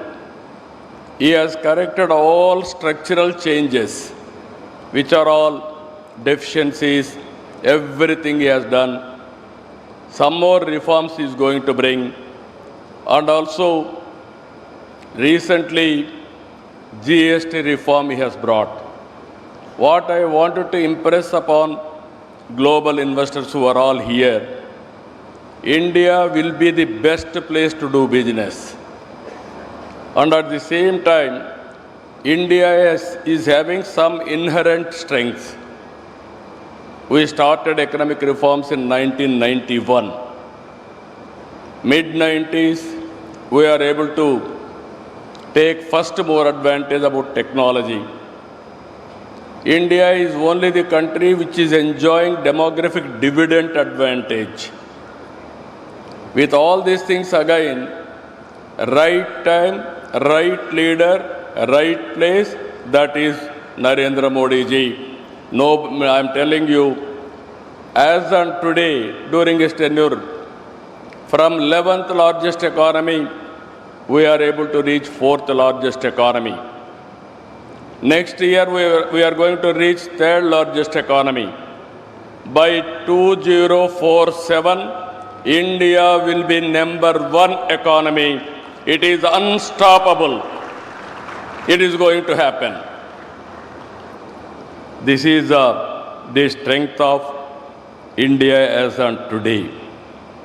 Regarding Andhra Pradesh, you are all aware, excellent natural advantages. 1,000 kilometers sea coast. It is a gateway of India on east coast. And also we are very strong in doing business. We are having earlier track record and also proof of concept also. This is where earlier always we are #1 in ease of doing business. Now we have shifted the gear, speed of doing business. Anybody will invest in Andhra Pradesh. Once you agree MOU, then it will become our project. We will get it done, everything on real time. Again, I am telling you, we are working differently. 10 principles we are keeping in mind. If you see all 10 principles, this is zero poverty. How to reduce inequalities, that is one principle. Job, employment generation. It is our top priority. Water security, farmers and agri-tech. Totally we wanted to integrate technology in agriculture. Global logistics. Hub we wanted to make it. Either road, port, airports, or railway, or inland waterways, or logistics parks, we want to integrate everything. And also energy and fuel optimization by going for green energy, and ultimately product perfection. And Swachh Andhra Pradesh, that is under Swachh Bharat, we wanted to make Andhra Pradesh clean, green, circular economy, everything. And deep technology in all walks of life. We want to adopt it. Skilling is a continuous process. Human resource development is a continuous process. These are all 10 principles we are keeping in mind for development. And at the same time, we are very, very inspiring time. I am using this. I have seen politics for the last 4.5 decades. I started in 95, I-Tech City, and also IT promotion, information technology promotion after internet revolution. Today I can say proudly, if you can go to any country, Indians are dominating in information technology. This is inevitable. Every 4 IT professionals, one is from India.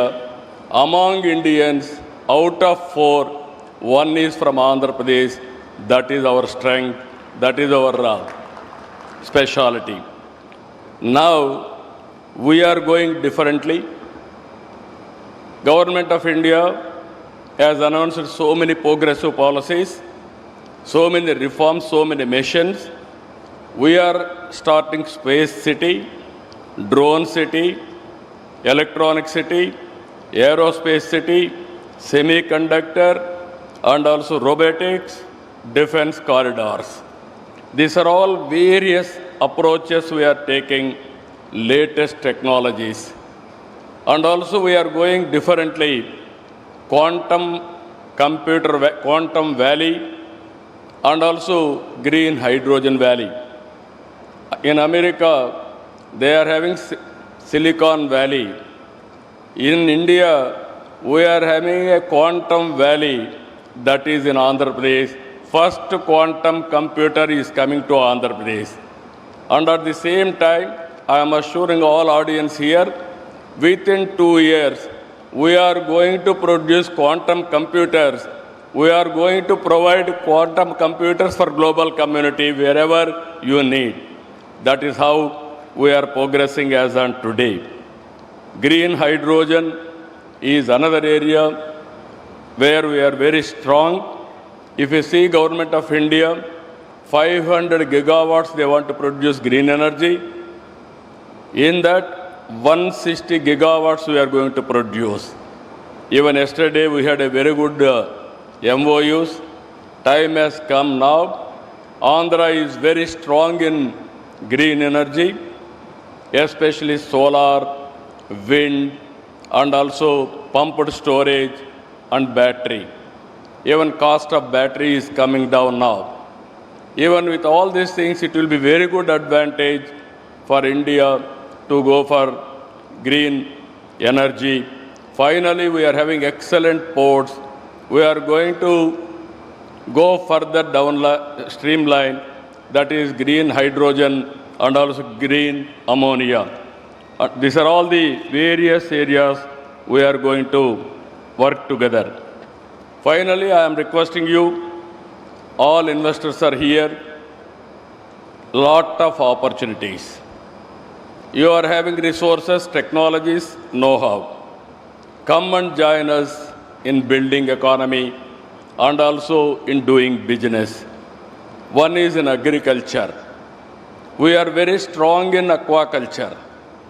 We are very strong in horticulture and also commercial crops, especially dairy and also coffee, spices. Wherever it is possible, we are very strong. I request all of you, Lulu, Yusuf Ali has rightly mentioned, we need more and more players in food processing. Even agriculture, we are going next level, that is natural farming, organic products. There I am requesting all of you to come. Green energy, lot of opportunities. Downstream industries you can go. There I am requesting some of you can come and start. Now, deep technologies, data centers are coming. Data centers, again, green energy we are tying up.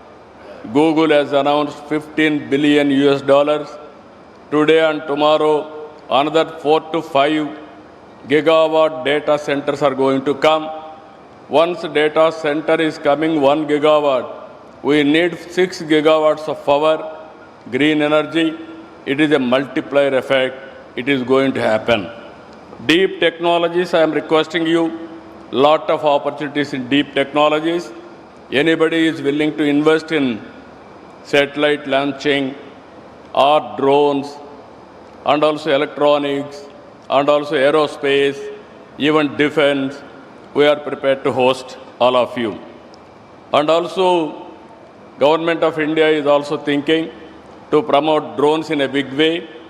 Recently, our Honorable Prime Minister has announced Drone City, how we are going to produce drones for all use cases. I am assuring you, within 2 years' time, Government of India will permit our Piyush Goyal ji and others. We are going to launch drone taxis in India, that too from Andhra Pradesh. It is not far away. Within 2 years, we will launch. And also minerals, rare earth minerals, from extraction to value addition, this is a huge opportunity. Tourism is order of the day. Earlier, I used to say 20 years back, all isms are over, capitalism, socialism, communism, all these things are over. Only ism is going to prosper, that is tourism. We are going to put so much of effort on tourism. Anybody is willing to come, either hotels or events, MICE tourism, so many areas. We are having excellent opportunities in Andhra Pradesh. I am requesting you to come and set up industries or investments in tourism. And also logistics is one of the biggest area. Either ports, airports, roads investment, and also we are focusing on railway, and also ultimately logistics parks, dry ports, inland waterways. These are all various opportunities available for all of you. And also pharma, we are very strong. We wanted to go further. Healthcare, we are focusing in a big way. Healthcare and well-being, these are all the another areas. These are all what I wanted to impress upon all of you. Lot of opportunities available for you. We can offer all these things for you in course of time. To accelerate industrial innovation, Andhra Pradesh is nurturing a robust startup ecosystem integrated with our universities and industrial clusters. The Andhra Pradesh Innovation Mission is supporting entrepreneurs in sectors like deep tech, med tech, agri-tech, and EV technology. We are also leveraging artificial intelligence, Internet of Things, and data analytics to strengthen governance, logistics, and industry operations. Our young workforce, talented, disciplined, and multilingual, is one of our greatest assets. Just now, these are all our strengths I want to place before you. Again, same time next year, I am requesting CAI and Government of India to host CAI partnership in a big way or modified way, improved version. We are going to host in Visakhapatnam. I request all of you to reserve from now itself and have business with Andhra Pradesh. And also our minister has rightly mentioned one more announcement, that is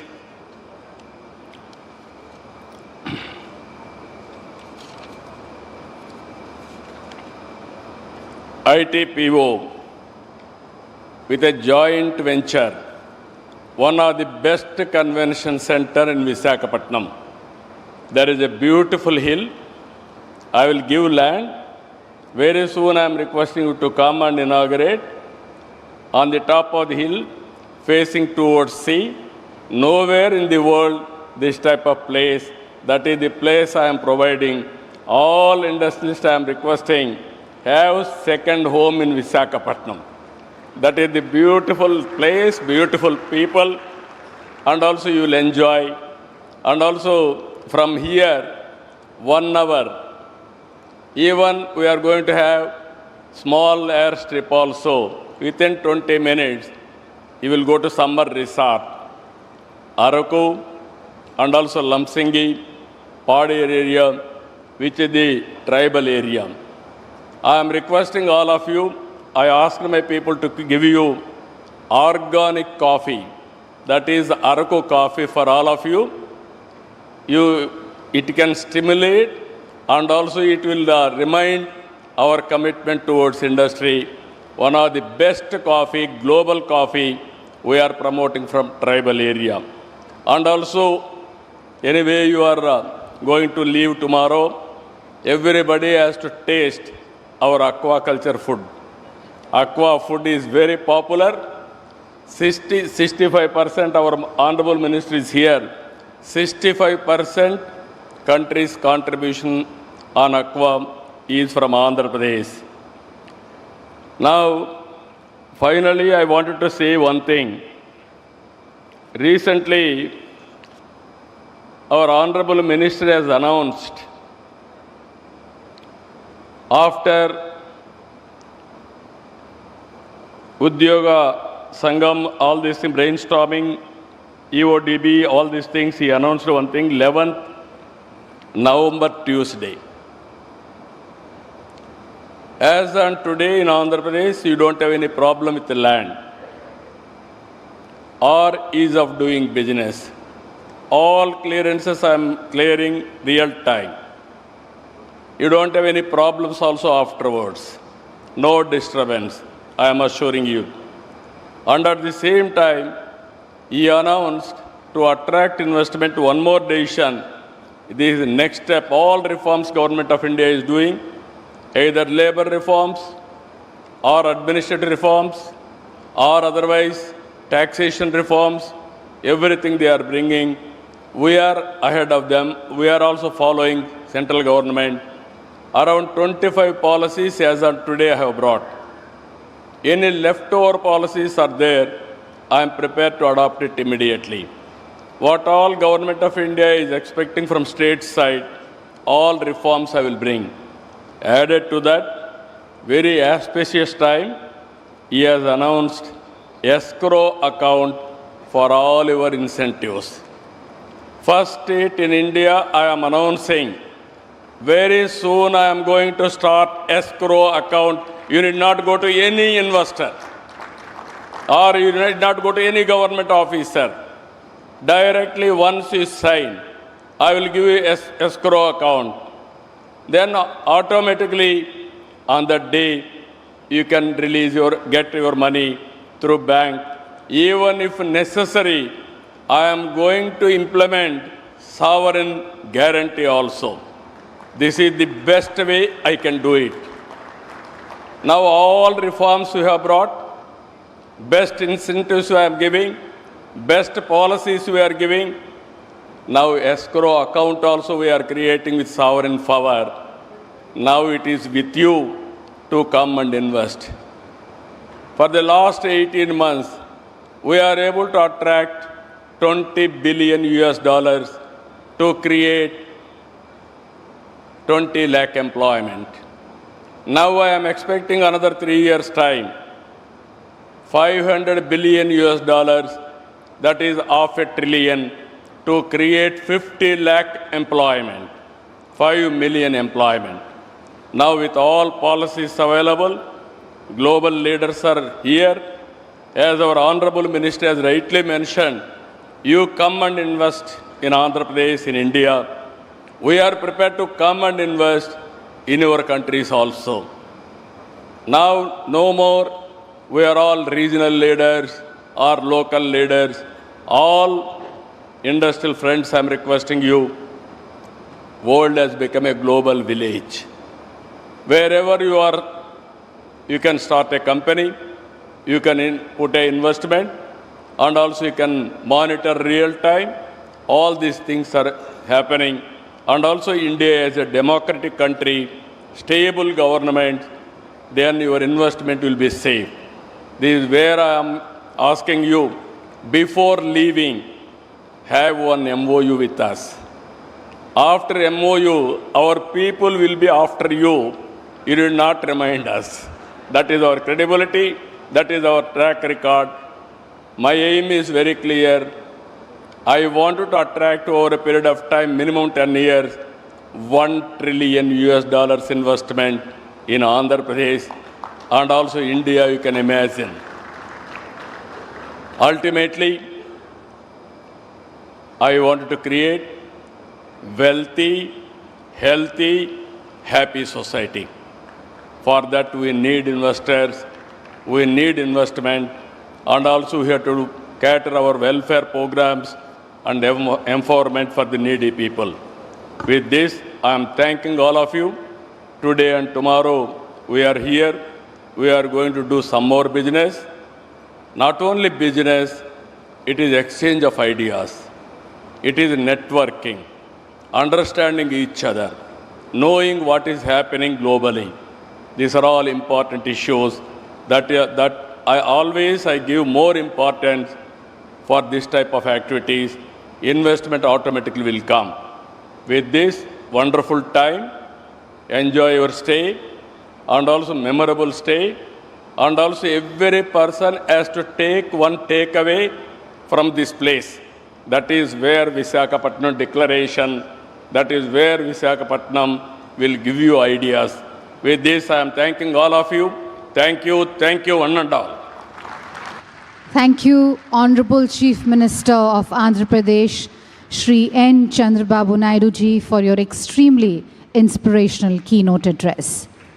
Ladies and gentlemen, I would like to now invite His Excellency Shri S. Abdul Nazir, Honorable Governor of Andhra Pradesh, and I request him to kindly deliver his address.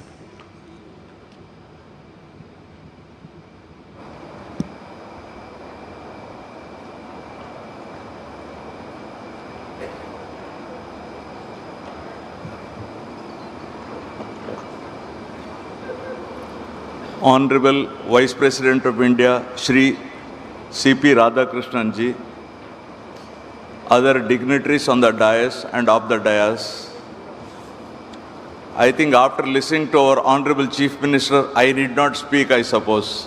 Only a few sentences, right? It gives me great pleasure to be a part of the inaugural session of the 30th edition of the CII Partnership Summit here today in the beautiful coastal city of Visakhapatnam, also known as City of Destiny. This summit, jointly hosted by the Government of Andhra Pradesh, the Ministry of Commerce and Industry, Government of India, and CII. CII is one of India's most respected global business platform. It's an honor that Andhra Pradesh is hosting this prestigious event for the 8th time, a reflection of Andhra Pradesh's growing prominence as a hub of investment, trade, and innovation. This year's theme, Technology, Trust and Trade, Navigating the New Geo-Economic Order, could not be more timely. The world is at an inflection point where technology and sustainability are reshaping economies and where collaboration, not competition, will define progress. With 7 key thematic tracks, more than 2,500 delegates participating from over 45 countries, and representation from leading multilateral organizations, this summit truly reflects the spirit of global cooperation. Make in India, the pioneering and visionary initiative launched by Honorable Prime Minister Shri Narendra Modi ji 10 years ago, has been a pivotal step to facilitate investment, foster innovation, enhance skill development, protect intellectual property, and build best-in-class manufacturing infrastructure, making India the focus of global attention. Under the visionary leadership of our Honorable Chief Minister, Shri Nara Chandrababu Naidu Garu, Andhra Pradesh has set its sights on becoming a future-ready, innovation-driven state. From IT and advanced manufacturing to quantum technologies and green hydrogen, Andhra Pradesh is emerging as a trusted partner in India's growth story and a key player in the global transition towards sustainable future.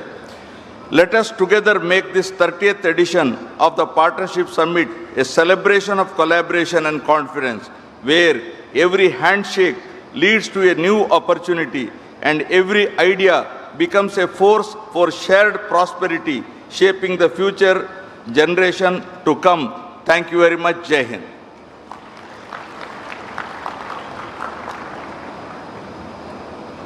Thank you, sir. Ladies and gentlemen, I would now like to invite His Excellency, Honorable Vice President of India, Shri C.P. Radhakrishnan ji, and request him to kindly deliver his address.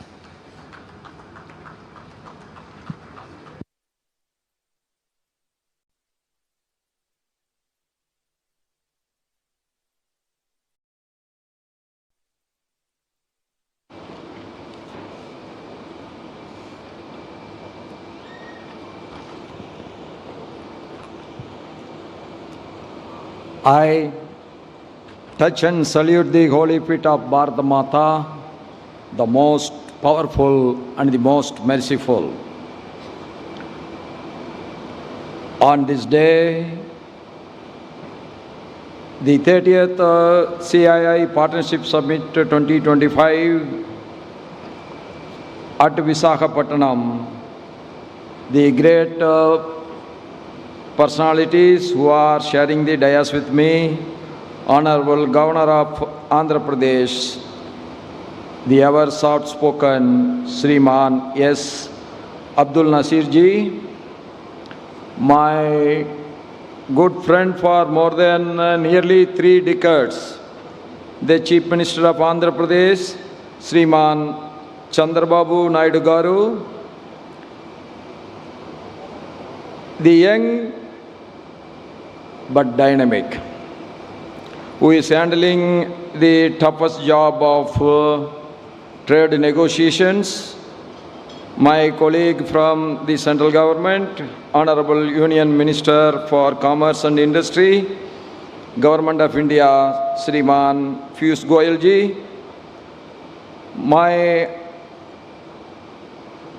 good friend's son, now occupying the Union Minister of Civil Aviation in Government of India, Sriman K. Ram Mohan Naidu Garu, Honorable Union Minister of State for Rural Development and Communications, Government of India, Sriman Chandrasekhar ji, Honorable Union Minister of State for Steel and Heavy Industry, Government of India, Sriman Baghubadi Raju Srinivas Verma ji, President of CII, Sri Rajiv ji, Honorable Minister of IT, Electronics and Communications, HRD and Real-Time Governance, Government of Andhra Pradesh, Sriman Nara Logesh ji, Honorable Minister of Industries and Commerce and Food Processing, Government of Andhra Pradesh, Sriman DG Bharat ji, Honorable Minister for Food and Civil Supplies and Consumer Affairs, Government of Andhra Pradesh, Sriman Nadandla Manohar ji, Vice President of CII, Dr. Suchitra K. Ella, Managing Director of Bajaj Finance Service, Sri Sanjeev Basaj ji, the DG of CII, Sri Chandrajit Banerjee ji, Chairperson of GMR Group, Sri GM Rao Garu, Managing Director Bharat Forge, Sri Amit Kalyani ji, Managing Director of Adani Ports and Special Economic Zone Limited, Sri Karan Adani ji, Managing Director of TVS Motors, Sriman Sudarshan Venu ji, Chairman and Managing Director of Lulu Group of International, Sriman M.A. Yusuf Ali ji, Secretary to me in my in Delhi, Sri Amit Gareji, Chief Secretary to Government of Andhra Pradesh, Sriman K. Vijayanand ji, Apollo Health Company, Srimati Swapna ji, and the delegates, ministers from various countries, and the business executives who have taken this great destination, Visakhapatnam, for their investments. My warm welcome to all the participants of the summit, both from India and abroad. Under the leadership of our Honorable Prime Minister Shri Narendra Modi ji, the industrial growth is getting stimulated. The economical growth of this country is getting stimulated. From nowhere, we are now occupying the 4th economy of the globe today, and it is ever growing. And the greatest achievement of our Prime Minister is that he will go into the world history as the leader who liberated the maximum poor people from poverty. When he took over, nearly 30% of the Indian population were below the poverty line. Today, I think it is somewhere around 7 to 8%.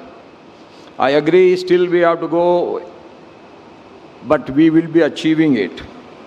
This is the greatest achievement of our Prime Minister. That is how we want every country in the world should eradicate the poverty. Why we have to do business? We have to do business to stimulate the economical activity. Why we have to stimulate the economical activity?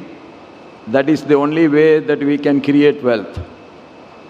Why we have to create wealth? Unless the wealth is created, the poverty cannot be eradicated anywhere. So doing business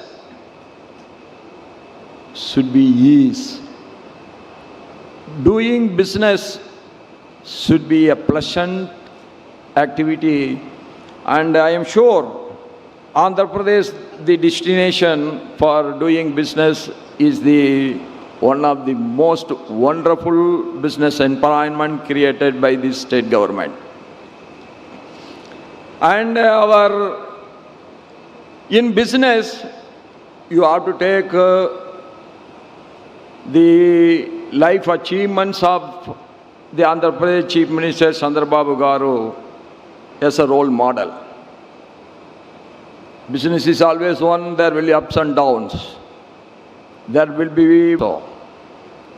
Chandrababu Garu started his political career, public life, as the Chief Minister of the United Andhra Pradesh. Today, our Hyderabad is one of the best centers of IT, and it is called as one of the best IT hub. It is all because of his hard work.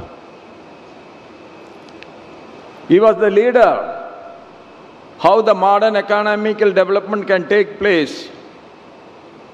But unfortunately, the state has divided into two. All the hard work what he has put in, that area has gone with the other side of Andhra Pradesh, that is Telangana, and he has to start again from A. But what the most interesting thing what I have seen in his face is, when I have seen him nearly 3 decades back, the same enthusiasm, the same inspiration, the same apathy for development, what he has done there, he started here again in Andhra Pradesh. At no time, he is attracting so much of investments from all parts of the world. Every developed economy, every big companies want to invest in Andhra Pradesh. That is because of his inspiration to attract the investors. That is, he is creating an atmosphere where the investors feel very safe, the investors feel they are guaranteed, and the investors feel that ease of doing business is not on paper but in practice. That is the ability of our Chief Minister, and I am appreciating all his efforts all the time. And this summit is one of the wonderful summit, and this is going to be one of the most successful summit also. And you have seen both how the state and central governments are working together.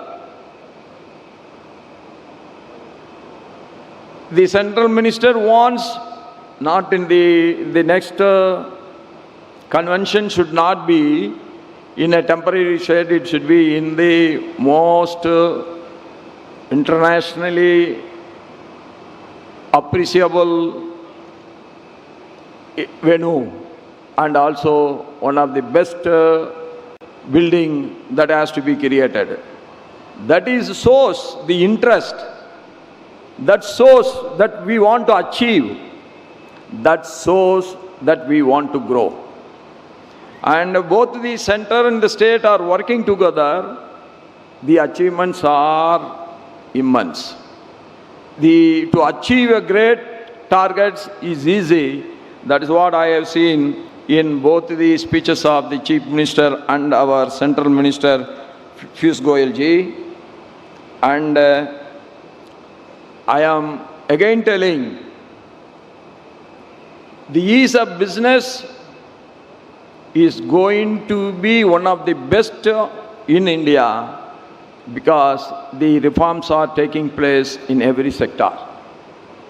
Reforms in labor laws, reforms in tax system, reforms in creating infrastructure. Anything you name, there the reforms is taking place under the able leadership of our Prime Minister Narendra Modi ji. That is the reason that from nowhere we are today the fourth largest economy. And I am sure this is the right time for you to invest in the fastest growing economy of the world. You have come in the right time, you have come to the right place, you have come with the right ideas. That means the success is going to be yours. Any sector, whether it is food process, whether it is blue economy or green economy, this is the right time to invest in India, and you all are welcome. We all know that business is based on commitment, one. Second is our commitment towards the commitments. Then the third one is the commitments by the governments that also should be honored. That all the three are happening together, that means business is going to be the most successful one. It is an honor and privilege for me to participate in this along with you. And the e-governance and the digital infrastructure have also reduced the transaction cost, improved transparency, and enhanced the ease of doing business. These developments have made us a reliable and efficient partner in global trade. By merging technology with commerce, we have now become a knowledge-driven economy, and you are a part of it. And I am always telling, it's not only the investment should be made at the right time. Like you have to hit the iron when it is really hot. Like that, it is the time to invest in India, it is the time to invest in Andhra Pradesh, it is the time to invest in a trillion economic zone which our Chief Minister wants to create in and around Visakhapatnam. And that is the right attitude, and it is the right time, it is the right decision, and it is the right initiative by all of you. And I am sure that we are going to be the sooner in maybe in a year or two, we are going to be the world's third largest economy. And today we are the world's third largest startup ecosystem.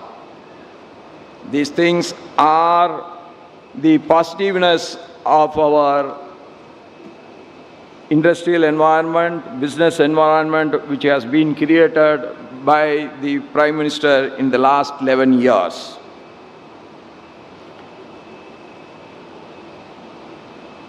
Energy sector of our country, our goals offer new opportunities. At present, we have crossed the total installed electricity generation capacity of 500 gigawatts. Non-fossil fuel sources including renewable energy, hydro, nuclear account for over 51% of the total capacity. We can soon become a global hub for clean technology exports. We want to grow, at the same time we have to protect the environment. Our commitment towards protecting the environment, we never go back from our commitments. Even the big economies also now want to go back from their commitment, but we never. India is one country which made a commitment, means that is a commitment for lifetime. It will never go back.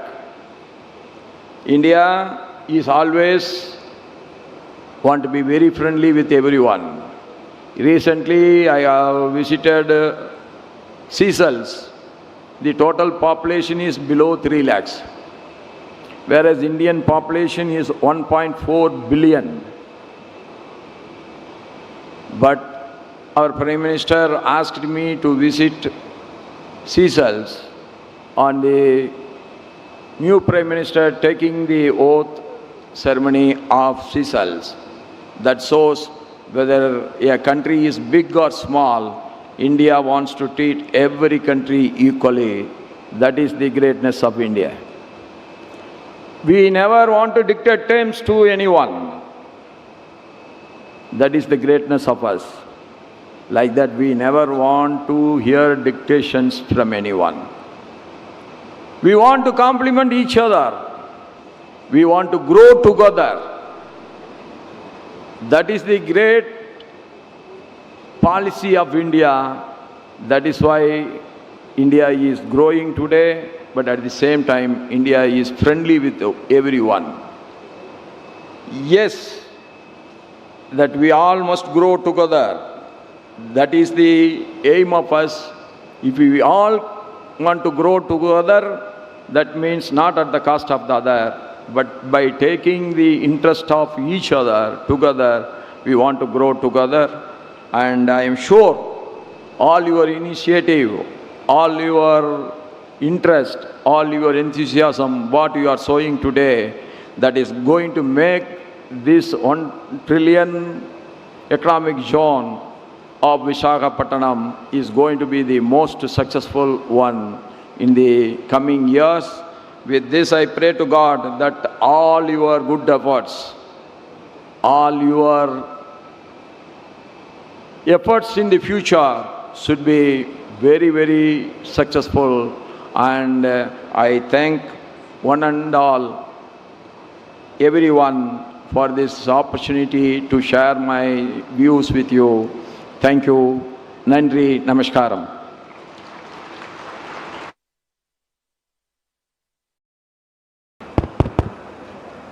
Thank you, Your Excellency, Honorable Vice President of India, Shri C.P. Radhakrishnan Ji, for your notable and inspirational address. Ladies and gentlemen, I would like to now request Honorable Chief Minister of Andhra Pradesh, Shri N. Chandrababu Naidu Ji, to kindly present a memento to His Excellency, Honorable Vice President of India. This is a small token of appreciation, respect, and honor.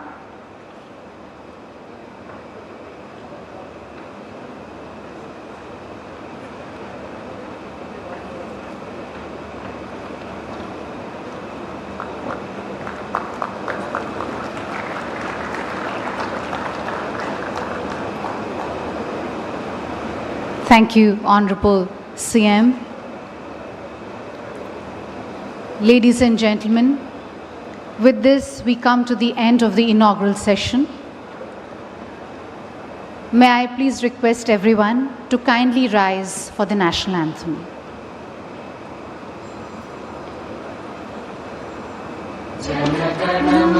अधिनायक जय हे भारत भाग्य विधाता पंजाब सिंध गुजरात मराठा द्राविड़ उत्कल बंगा विंध्य हिमाचल यमुना गंगा उच्चल जलधि तरंगा तव शुभ नामे जागे तव शुभ आशीष मांगे, गाहे तव जय गाथा। जन गण मंगलदायक जय हे भारत भाग्य विधाता। जय हे जय हे जय हे जय जय जय जय हे।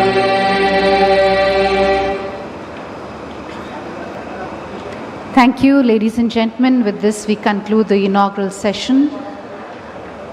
Thank you to all our esteemed dignitaries for being here with us. May I request everyone to kindly remain in the room. We are going to start the opening plenary session immediately. We'll just take a few minutes to make the necessary table arrangements. Requesting everyone, all our delegates, to kindly remain in their seats and remain in the room so that we can start the opening plenary session immediately.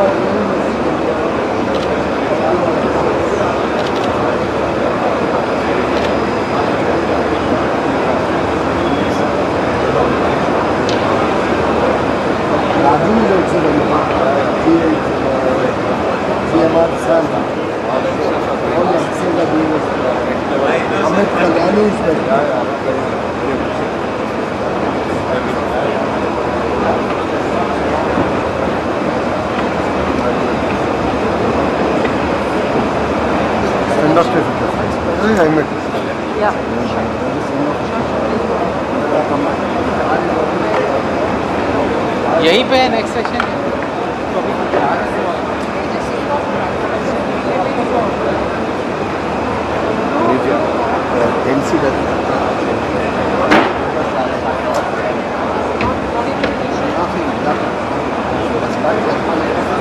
Do you want me to? If you want, I can't.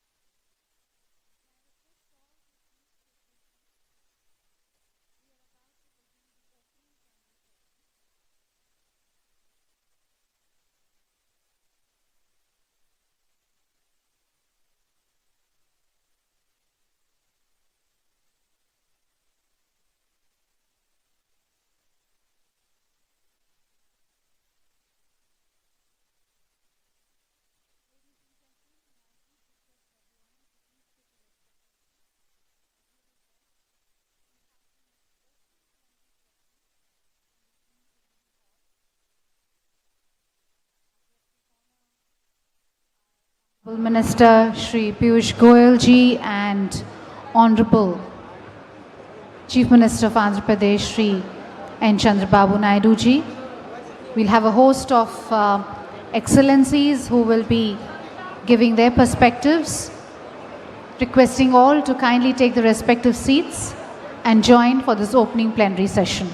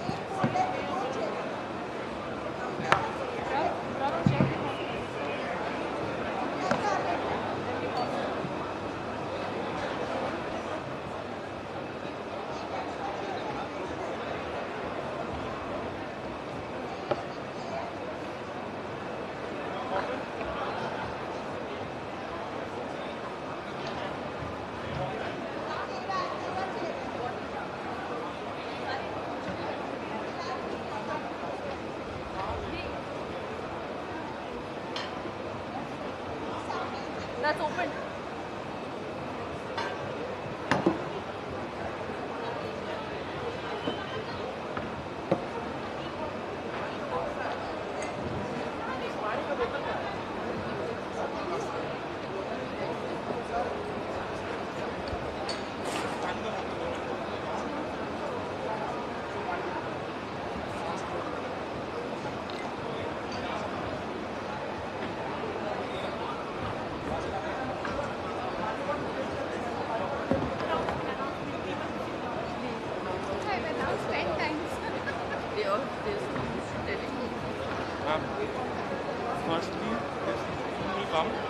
then a theme will come.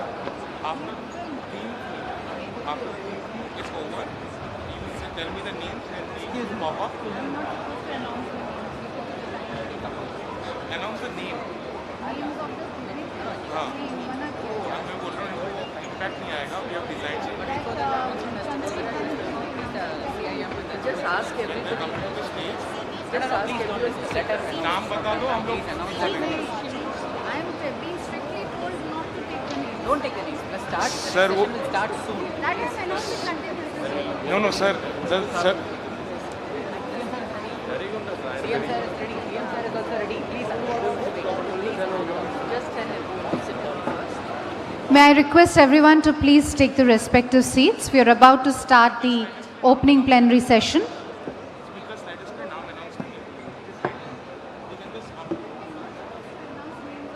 Not everyone.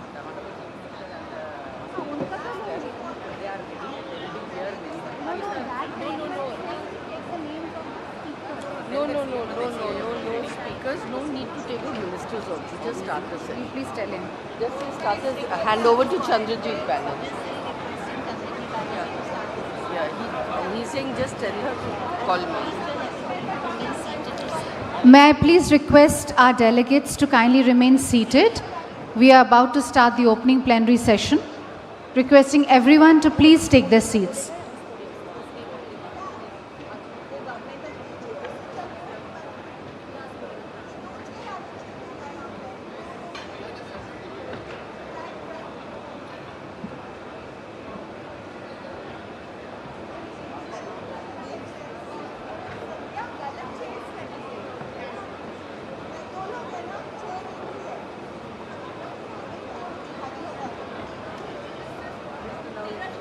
Mr. Piyush Goyal is there.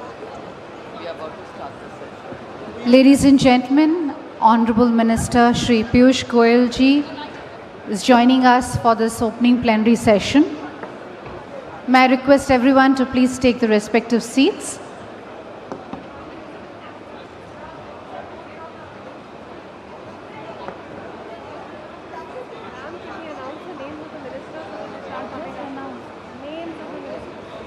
I just announced.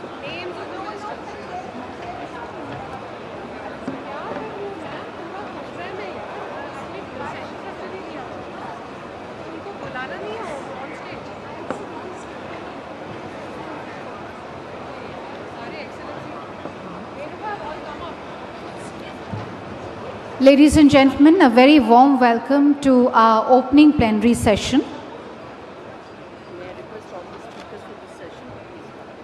May I request all the esteemed speakers for this session to kindly join us on stage. May I request Excellencies to please join us for the opening plenary session.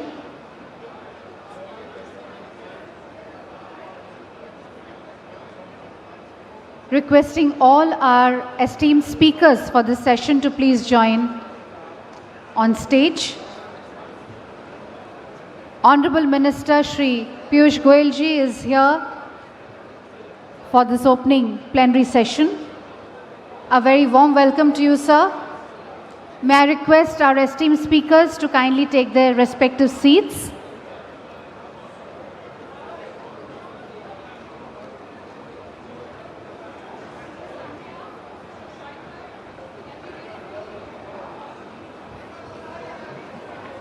May I request our esteemed speakers to kindly take the respective seats.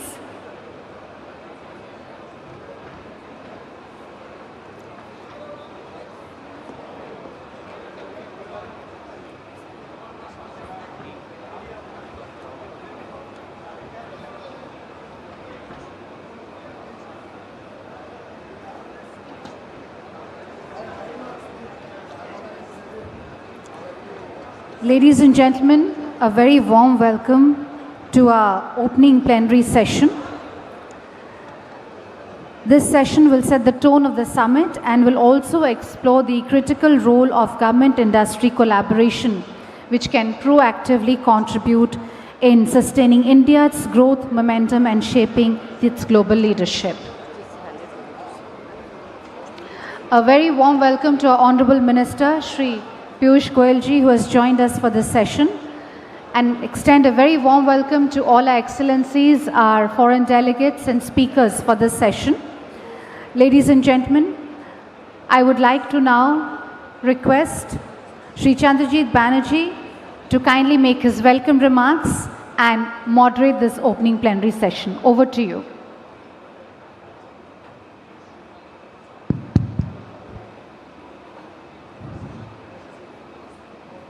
Honorable Commerce Minister of India, Honorable Ministers, Excellencies on the dais, we have a situation at hand in terms of an overrun of time, and therefore I'll just cut out on everything else, but to just welcome all our esteemed speakers on the dais for being here for this opening plenary focused on trade, led by the Commerce and Industry Minister of our country. And we will have short remarks and addresses by our esteemed guests from all across the world, our ministers, and then move over to our Commerce Minister to see how he puts it all together in terms of working together in a world which is full of turmoil and trouble. So I'll start with the Honorable Director General of the World Trade Organization, Dr. Ngozi, someone who has been with come to CII. Madam Director General. Madam Director General, we start with you as our opening speaker.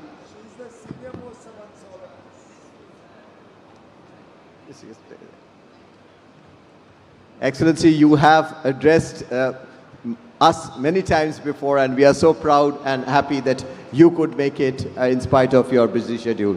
Over to you.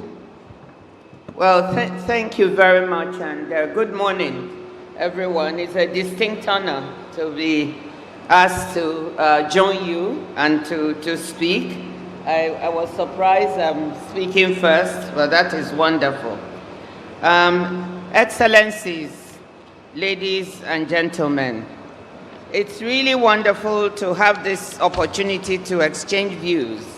So let me start by thanking His Excellency Honorable Minister Piyush Goyal and his team in the Commerce Ministry, as well as His Excellency Chandrajit Banerjee and his team at the Confederation of Indian Industry for making this possible. I would also like to thank His Excellency Chandrababu Naidu, the Chief Minister of Andhra Pradesh, for inviting us to this beautiful city and this beautiful state. I'm always excited to be in India, a country that is doing so well. The world's fastest growing large economy for a few years now, better than 6% in 2024, 2025, and projected to continue at this fast pace. As we all heard in the opening session, India is a leader in technology and digital innovation, a place where growth is being driven by strong domestic demand, sustained domestic and foreign investment, and stable macroeconomic conditions. So I want to congratulate His Excellency Prime Minister Modi and the entire government of India and its people for this progress. Already the world's third largest economy in purchasing power parity terms, India is on track to surpass Germany and Japan to reach that rank at market exchange rates by the end of the decade. India has the scale, the dynamism, and the credibility to provide leadership, not just in this region, but globally. And this is demonstrated by this very forum with so many people from all over the world, but also by the number of partnerships and free trade agreements and negotiations underway, as we heard from Minister Piyush. So I'm from the World Trade Organization. I'm the head of the World Trade Organization. And the message I want to give you here is that in addition to all the bilateral deals and partnerships that are being made, the world still needs multilateral organizations, particularly in trade, in order to be able to have global cooperation and global growth. you cannot have global growth without global trade growth. You cannot have even growth in India without growth in trade. So that's the premise. You cannot even have global financial stability without global trade stability. To do that, you need both the bilateral agreements, the investments, but you also need the multilateral fora in order to be able to move forward. So that is why the organization I head, the World Trade Organization, is very, very important. And I want you to know that we are experiencing the greatest disruptions in global trade in 8 decades. It's unprecedented, the undermining of the rules of trade. But my message to you today is that in spite of this undermining, the global trading system remains resilient. Almost 3/4 of world's goods trade, 72% to be exact, is still going on WTO terms. When I say these numbers, people are surprised because they think that the trading system has been very broken. It's been battered, as I always said, bruised, but it's still standing and is very resilient. So 72% of world trade is going on WTO terms. The WTO still provides all those bodies of agreements and rules that provide stability and predictability to world trade. It is not government officials that trade, it is the business sector. You know what you need in order for you to have stability and predictability in trade. And I think the business community are some of the biggest supporters of the World Trade Organization. Most of the delegations that I receive in Geneva come from the business community, and they say what you provide as the WTO helps us make business work. So that's one of the reasons I thought it would be important to be here today to say that even as you invest and you talk of partnerships, you also need to think about trade and the multilateral engine that makes trade work. So the WTO has agreements on customs valuation, how your goods are valued when they arrive at a country. I call it a very unsexy agreement. Not many people think about it, but just imagine if you as a business person sent your goods to a destination with one valuation in mind and you got another one, you could lose lots of money. But we have the agreement that makes sure that common methodologies are followed to value your goods. We have the intellectual property agreement. We have the technical barriers to trade agreement, a science-based approach that ensures that quality, human health and safety are respected and that these are not used as protectionist measures. Intellectual property agreement alone ensures $500 billion in earnings. Over $500 billion each year are earned by businesses from patents and royalty rights as a result of this agreement at the WTO. $144 billion of that last year went to the United States, a quarter of the total amount to the EU and the rest to the rest of the world. Without this agreement, we would not be able to have that. So this is why the World Trade Organization, just among many reasons, is important, and why it is important for all of us to see how to maintain the resilience. We are projecting 2.4% growth in world trade this year, less than the 2% we had projected before tariffs. And we are also looking at, this is much, much higher than the 0.9% we projected in August when we were looking at the impact of reciprocal tariffs. So why is it better? Because business people have reconfigured the way they trade. There has been front-loading in the US ahead of the tariffs, front-loading of goods. South-South trade is growing faster than other types of trade. AI, 42% of the growth in trade today is driven by AI-related goods. That is amazing. So we see this global resilience in trade. But it is fragile, and it cannot be taken for granted. And that is the next message I would like to leave with you. We are actually projecting world growth in trade for next year at 0.5%. And in my view, if we do not work hard to reform those things within the system that don't work so well, then we will not be able to sustain the resilience. So that's the second part of the message I want to give you today. And that work, it means a great deal of reform of the multilateral trading system and the WTO. We agree that the system has been bruised. As I said, if you look at the scale of the US's unilateral tariff actions, it's dramatic. The average trade-weighted tariff of the US has increased from about 2.5% at the beginning of this year to about 17% at this very month that we're talking. So the scale and rise of impediments to the system are there. But whether we agree with the US's unilateral actions or not, we must listen to what they say about the criticisms.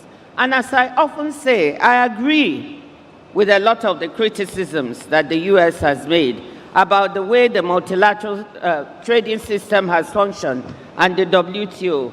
Whether they are talking about the rise of non-tariff and tariff barriers over time, the lack of transparency in the system, unfair trading practices, level playing field issues, and so forth, I think we need to pay attention to these complaints, because if we do not, we will miss the opportunity to take care of them. But they are not the only ones that have complaints about the multilateral trading system. India and many developing countries have also voiced complaints and concerns about lack of action and existing ministerial mandates. This is a particular one for India, like the public stock holding, or the lack of better integration of developing countries into the multilateral trading system, the lack of policy space for industrialization for many developing countries. These complaints are genuine. We know that the trading system has not worked as well as it should have for many developing countries. We know that the Doha round was not completed, leading to frustrations and lack of trust on the part of many developing countries that are still felt acutely today.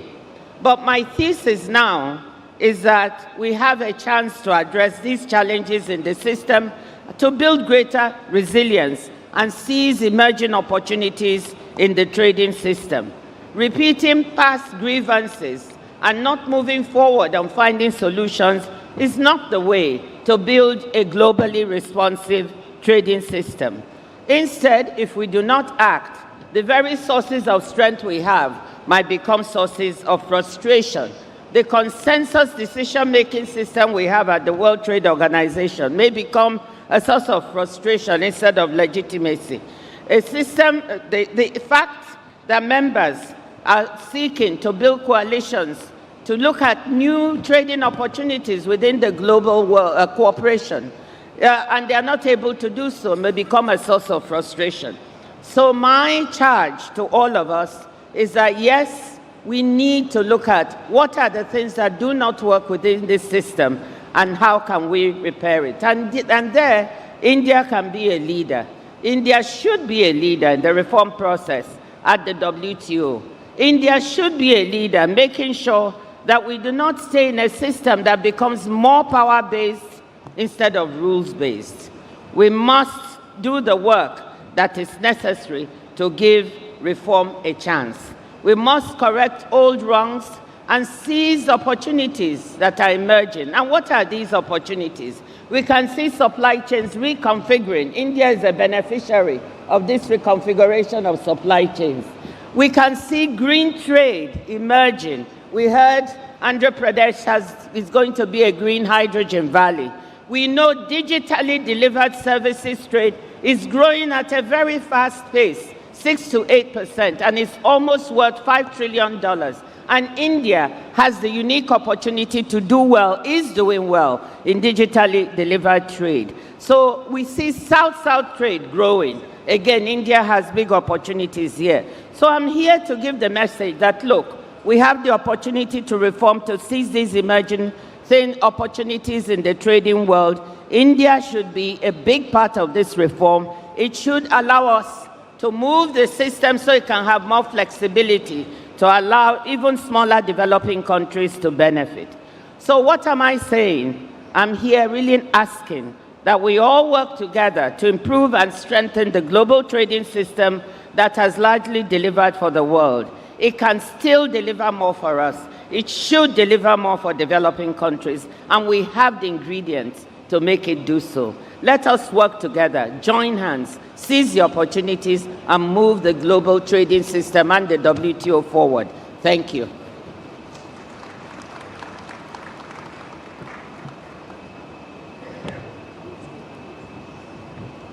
Thank you, Excellency. Thank you, the Director General of the World Trade Organization. Excellencies, ladies and gentlemen, we'll go on in an alphabetical order of the ministers of the countries present. So therefore, I'll go to the Minister of Commerce and Industry of the Republic of Angola, His Excellency Oliveira.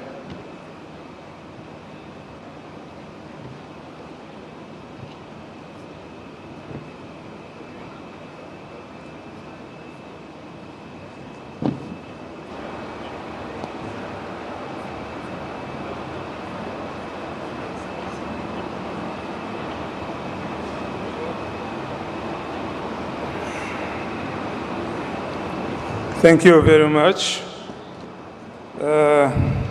First of all, I would like to thank for the Indian authorities for this invitation to participate in this session. Excellencies and esteemed colleagues, distinguished leaders of Indian industry, it's an immense privilege to stand before you today in Visakhapatnam, this dynamic seat of industry and aspiration, for the open session of the third CII Partnership Summit. I convey the warmest greetings for His Excellency, the President João Manuel Gonçalves Lourenço, and the people of Angola. My presence here as Minister of Industry and Commerce and in our nation capacity as the current chair of the African Union underscores the deep strategic priority we place on our partnership with India. The theme of this summit, technology, trust, and trade, navigating the new geoeconomic order, is not just a title. It is a critical mandate. We are living in a period of geopolitical fracture and economic volatility. For the nations of the Global South, this reordering demands that we move beyond historical limitations and forge a new, resilient, multipolar economic architecture. Our relationship with India is built on decades of mutual respect, but it is currently undergoing a profound and necessary transition. Historically, India has been absolutely essential partner in Angola's economy, consistently ranking among our top trade partners. Our total bilateral trade has reached an estimated $5.3 billion recently. But that reliance, with nearly 90% of our exports being crude oil, represents a structural vulnerability. Our government, under President Lourenço, therefore, embarked on an ambitious mandate of economic diversification and modernization. This strategic pivot was unequivocally cemented by the landmark state visit by the President of India, Draupadi Murmu, to Luanda just recently. This diplomatic intensity proves that India has become our preferred partner in the modernization journey, a relationship built on a mutual trust, respect for national agency, and non-conditional engagement. To succeed in this new geoeconomic order, we must leapfrog traditional development challenges through technology. Angolans ready to embrace India's expertise in two transformative areas. First, digital sovereignty, effective governance, an inclusive business environment, and accelerate diversification, all hinging upon robust digital public infrastructure. We are currently ranked 160th globally in eco-governance and development, and this must change. India's DPI model, the India Stack, is a proven, scalable digital public good. We are actively cooperating to implement this DPI model business, enabling digital IDs, e-payments, and e-governance for our citizens and business, even in a peri-urban and rural areas. This is a direct intervention to streamline our business environment, ensuring that Indian investors find a growth-friendly and efficient regulatory home.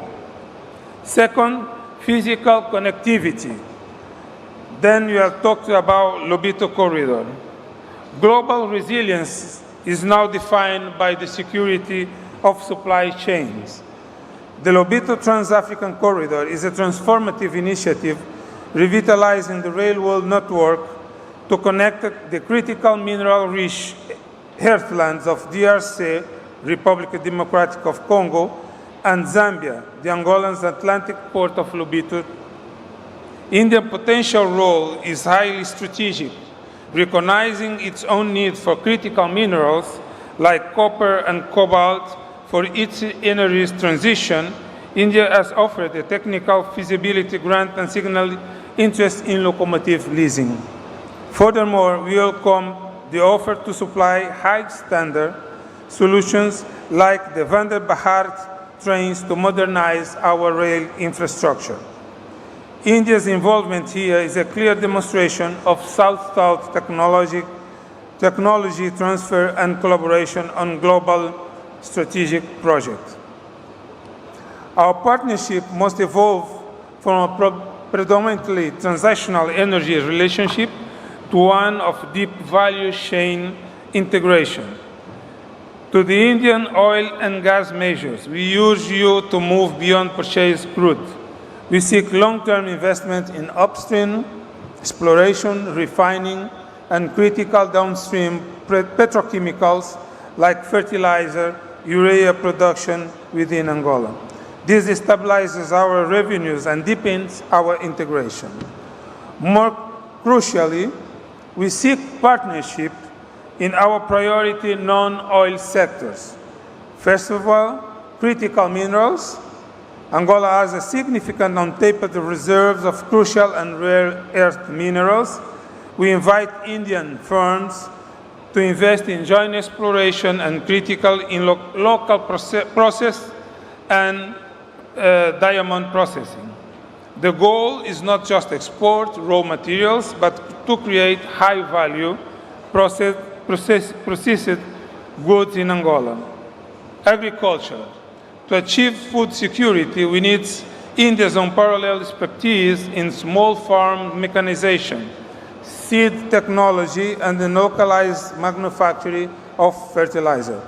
We welcome proposals for large-scale contract farming and agricultural supply chain development.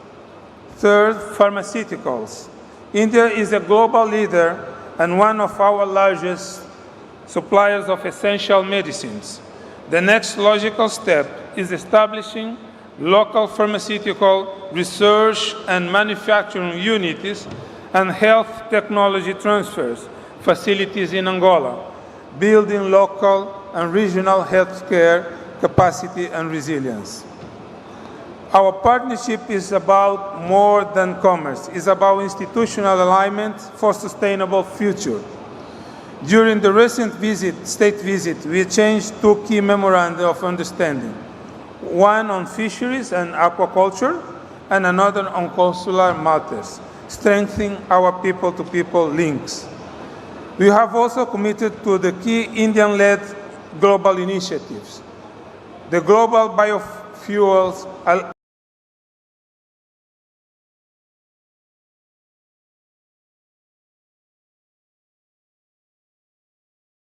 Alliance, defense line of credit, a commitment that bolsters our national security and technological self-reliance. To the corporate leaders here at CII, Angola is emerging as a key participant in Africa's growth history. Our structural reforms have created an open, supportive, and conducive business environment, complete with a commitment to improve human capital, and infrastructure. We invite India's innovative small and medium enterprises to utilize the Indian government lines of credit program. This mechanism is an effective market entry tool ensuring that agility and technical expertise contribute directly to our priority sectors from rail to power generation to industry processing. By embracing the TTT formula, technology to modernize, deepening trust through a strategic alignment to diversifying trade into high-value sectors, India and Angola are not just navigating the new economic order. We are defining a successful, equitable path to the entire global South. I look forward to welcome you to Angola. Let us build this resilient, prosperous, and multipolar future together. Thank you. Thank you, Honorable Minister, for that address. As I mentioned at the beginning, that we are going alphabetical country-wise for our honorable ministers on the dais, and therefore I now move to Armenia, the Minister of Economy, His Excellency Papoyan.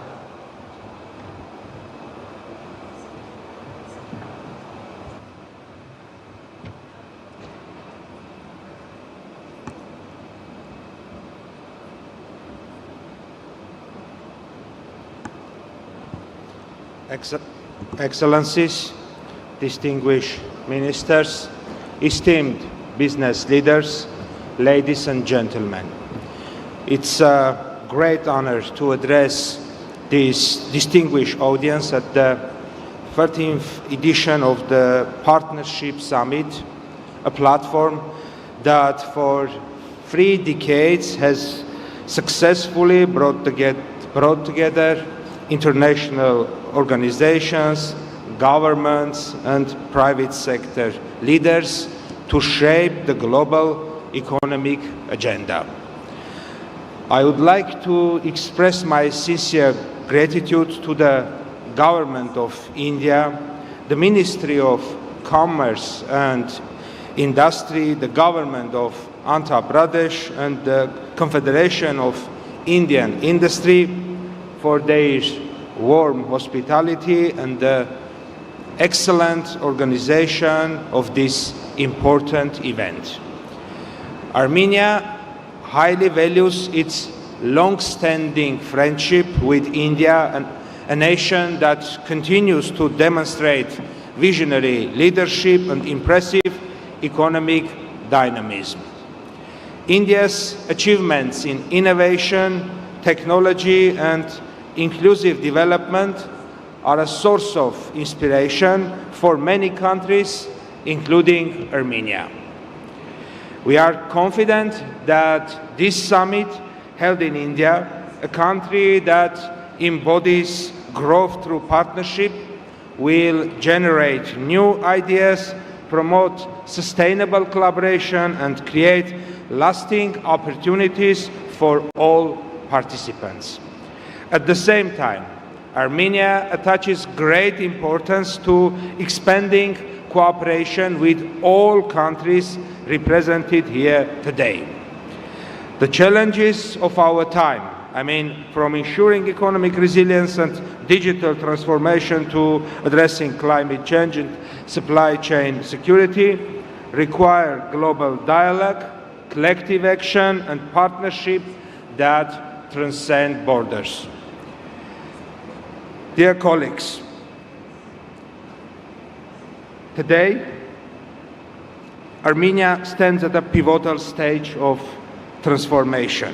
Through consistent reforms, we are building a diversified, expert-oriented, and innovation-driven economy.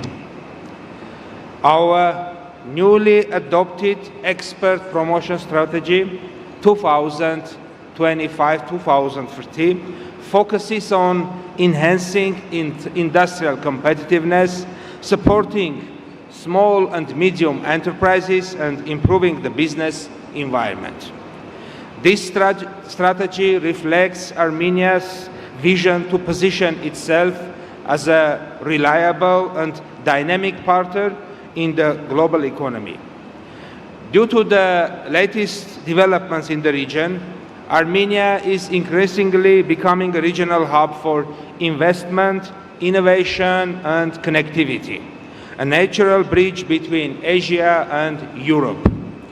Our unique geographic position allows investors and businesses to access both the Eurasian Economic Union and European Union markets. We are strengthening our industrial zones, logistic hubs, and free economic areas to facilitate international trade and production. Armenia offers attractive opportunities in renewable energy, high technologies, electronics, pharmaceuticals, agrobusiness, tourism, and education.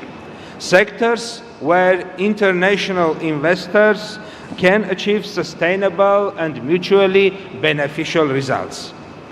One of Armenia's flagship initiatives is the Crossroad of Peace project, a comprehensive program designed to restore and expand regional connectivity. This initiative envisions the creation of a modern network of transport, energy, and communication routes linking the South Caucasus, the Middle East, and Central Asia. Its goal is simple yet transformative: to turn Armenia into a vital link connecting economies, ideas, and peoples.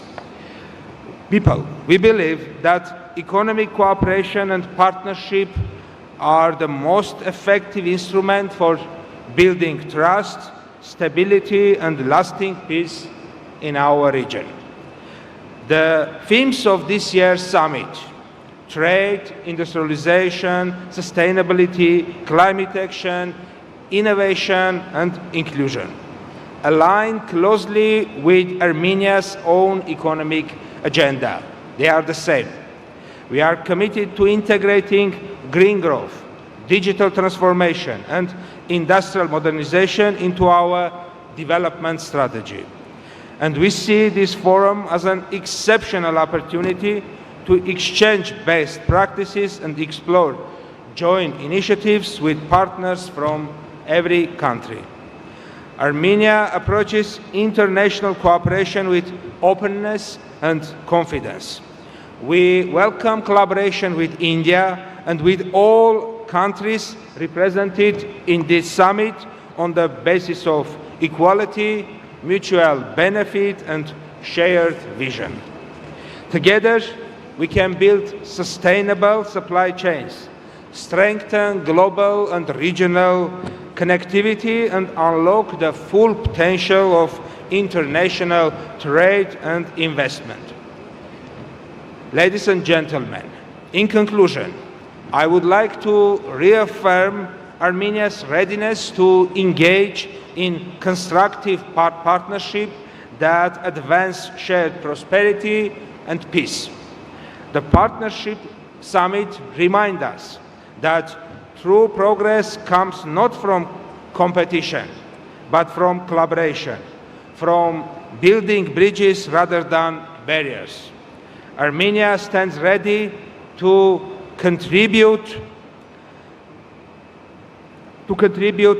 to this common goal and to work hand in hand with all of you to create a more interconnected and sustainable future. Thank you once again. Thank you, sir. Thank you very much for your comments and address. And now I therefore move to Canada and the Minister of International Trade, the Honorable Mr. Sidhu.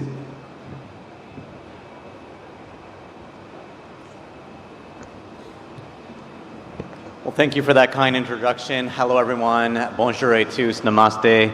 I'm delighted to be here in India for my first visit as Canada's Minister of International Trade. Minister Goyal, it was great to see you yesterday for a very productive meeting. And I want to thank you and, of course, Chief Minister Naidu for having us here today.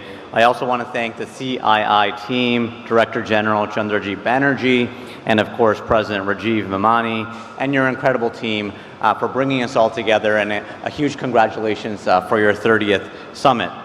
As you know, Canada, Prime Minister Mark Carney and I have set an ambitious target of doubling our non-US exports to the tune of $300 billion. Our new government is making big changes. We passed legislation in June to get big nation-building projects built faster. Projects that would typically take 10, 20, 30 years, we're going to get that done in 2 years in terms of permitting. That means ports, energy projects, critical mineral projects will be built faster in partnership with the provinces, territories, indigenous communities. We're welcoming investors from all around the world. We're welcoming close to the tune of $500 billion to get these big projects built faster, and we welcome Indian investors.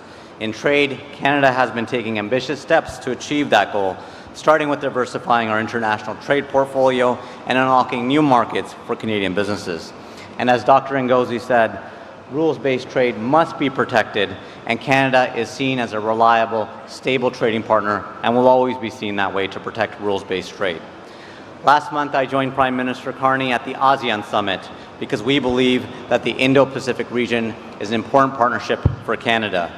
To that end, you may have also heard Prime Minister applaud the progress Canada and India have made since he met with Prime Minister Modi at the G7 Summit in Canada in June, and since my colleague Minister Anand was here last month. I'm here to continue that progress by strengthening trade and investment ties and helping Canadian businesses make connections with Indian partners. Indeed, the things that are being discussed at this summit, tech, AI, manufacturing, energy, critical minerals, sustainability, environment, and social safeguards inclusion are areas where Canadian firms have a lot of experience and can contribute to India's growth.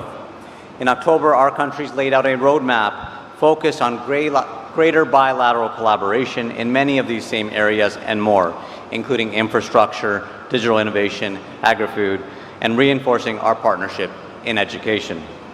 And yesterday, we had a fruitful conversation on areas of collaboration and trade, as well as investment opportunities in both here in India and Canada. Minister Goyal and I launched the Canada-India Ministerial Dialogue on Trade and Investment to strengthen cooperation on our economic partnership. Minister Goyal, I think we can both agree that those discussions were very fruitful, and I look forward to having more of those with you.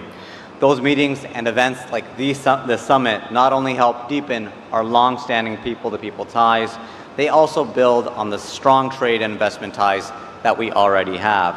Now, looking at the partnership list right behind me, many of the partners here that are supporting this summit have a footprint in Canada. Canadian institutional investors have put $107 billion into India. Canadian firms employ at least 50,000, while Indian investors in Canada employ thousands, and these figures keep growing every year. Two-way trade is steadily growing. In 2024 last year, our bilateral trade reached nearly 31 billion Canadian dollars, and there's much more room to grow. Looking ahead, I see a bright future. Our economies complement each other. Canada can provide the natural resources like energy and innovation to power India's growth. Together, and I really mean government and industry working hand in hand to carry this momentum forward. I understand the value of industry firsthand, as I spent 13 years working in international trade, and I know it will take our businesses to push our relationships forward and be our guiding North Star. Together, to borrow a cricket reference, hit a century and celebrate our shared success. Thank you, Dhanyavad, and enjoy the summit. Thank you very much, Honourable Minister, for that short and very crisp and direct message. Thank you. And I move to Mauritius and request the Honourable Minister of Commerce and Consumer Protection, the Honourable Mr. Sansui Sikh, to give his remarks and address.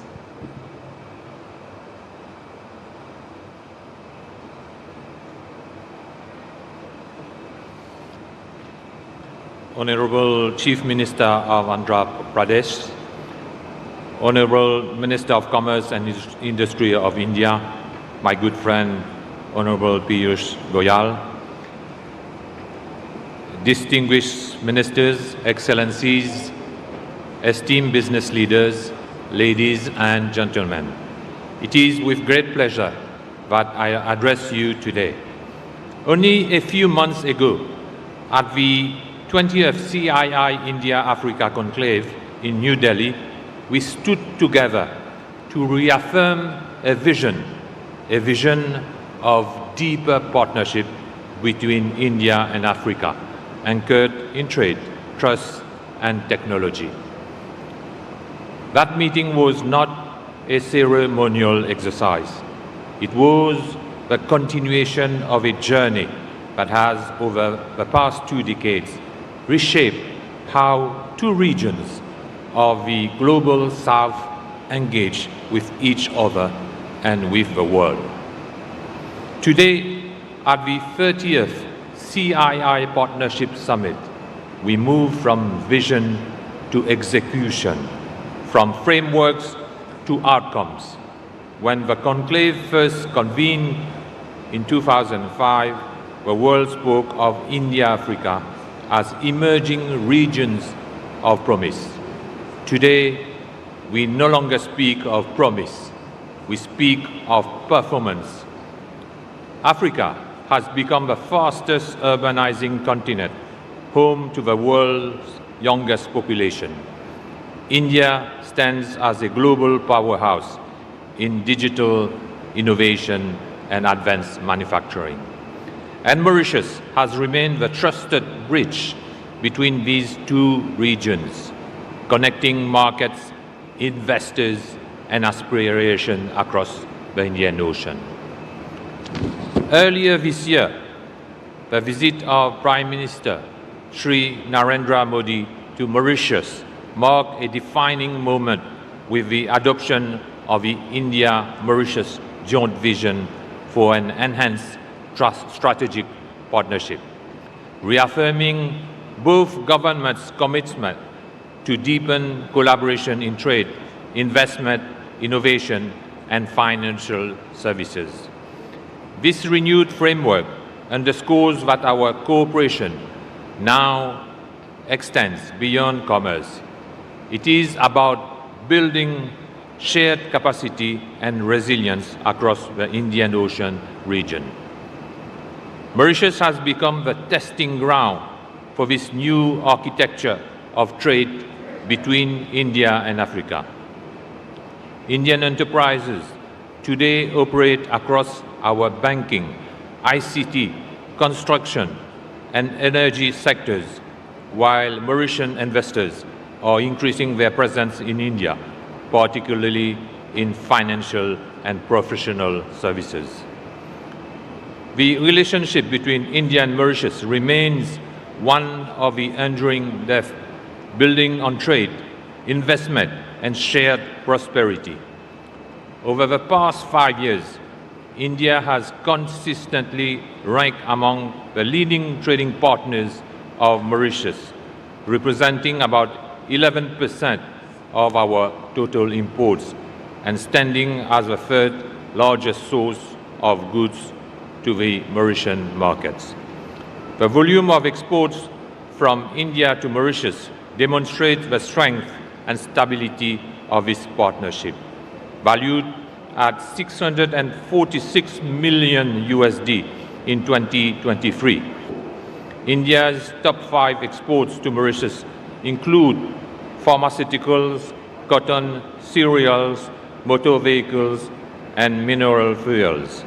India also remains a key supplier of yarn and fabrics, which support Mauritius' textile and clothing industry, one of the backbones of our manufacturing sector. Conversely, Mauritian exports to India have steadily diversified from $24 million in 2019 to $46 million in 2024, comprising mainly medical devices, waste, and scrap of cast iron, aluminum, alloy, steel, and lead acid accumulators. Investment flows tells an equally compelling story. Cumulative FDI Equity inflows from India to Mauritius between April 2000 and March 2025 total to 180 billion USD, accounting for around 25% of India's total FDI inflows during that period. This partnership is reinforced by the strong institutional and corporate presence of India and Mauritius. Prominent Indian public sector enterprises, including the Bank of Baroda, Life Insurance Corporation, New India Assurance Corporation, Telecommunication Consultants India Limited, Indian Oil Mauritius Limited, Mahanagar Telephone Mauritius Limited, and the State Bank of India Mauritius Limited have established operations that go beyond commerce. Through their corporate social responsibility programs, these entities have contributed significantly to community development, education, and skills transfer in Mauritius. The human dimension of this partnership is equally strong. Over 26,000 Indian nationals and 14,300 overseas citizens of India live and work in Mauritius today, contributing to the social and professional fabric of our society. Meanwhile, 64 Indian companies have invested across key sectors, including healthcare, education, ICT, free port, logistics, and financial services, with renowned names such as Amenity University, Infosys, Dr. Agarwal's Eye Hospital, and the Oberoi Group, playing a visible role in Mauritius' economic landscape. Ladies and gentlemen, government's forward-looking vision, Mauritius' new government program for 2025-2029 complement this renewed momentum. It outlines 6 priorities that align with the very themes of this summit. Number 1, a new economic model. Number 2, ocean economy. Number 3, food security and agro-industry. Number 4, green energy and climate diplomacy. Number 5, digital transformation. And number 6, consumer protection and fair markets. Each of these pillars is designed not only for national growth, but to strengthen our collective economic space, the India-Africa-Mauritius axis of shared prosperity. The recent state visit of the Prime Minister of Mauritius, Dr. Navin Chandra Rangulam, to India further deepened this momentum. It brought tangible outcomes from a special economic package worth 680 million USD, supporting infrastructure, health, and renewable energy products to new memoranda in science, education, and SME promotion. These outcomes testifies that our partnership continues to evolve from sentiments to substance, from shared heritage to shared prosperity. Ladies and gentlemen, the message from Mauritius is clear. We are not competitors, we are connectors. Mauritius is ready to be the platform where African resources meet India's innovation and scale. African manufacturing expands through Indian investment, and Africa's young talent learns through India's experience, anchored in Mauritius' regional infrastructure, education, and finance. The themes of this summit, technology, trust, and trade, are not abstract for us. They reflect how Mauritius operates and what we offer. Access through trade agreements across 3 continents. Stability through sound governance and transparent regulation. Connectivity through maritime, digital, and financial networks. And above all, trust built through decades of partnership with India. We are now exploring with CII and partner countries the possibility of a Mauritius-India-Africa Business Innovation Forum, a standing platform to turn today's idea into tomorrow's project. Because it is no longer enough to talk about cooperation, we must operationalize it. As we mark 20 years since this conclave began, we can be proud of how far we have come, yet clear-eyed about how far we must still go.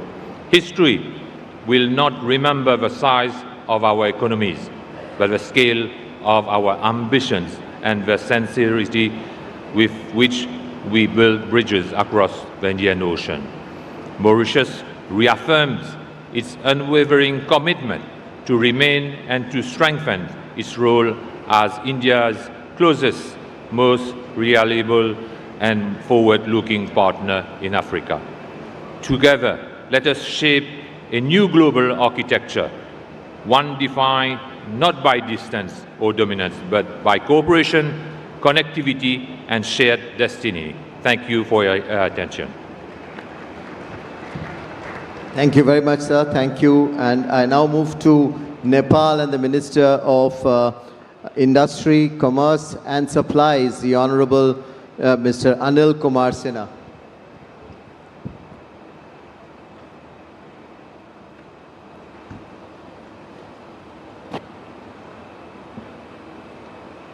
Excellency, Sri Piyush Goyal ji, Chair of the Summit and Minister of Commerce and Industry, Government of India.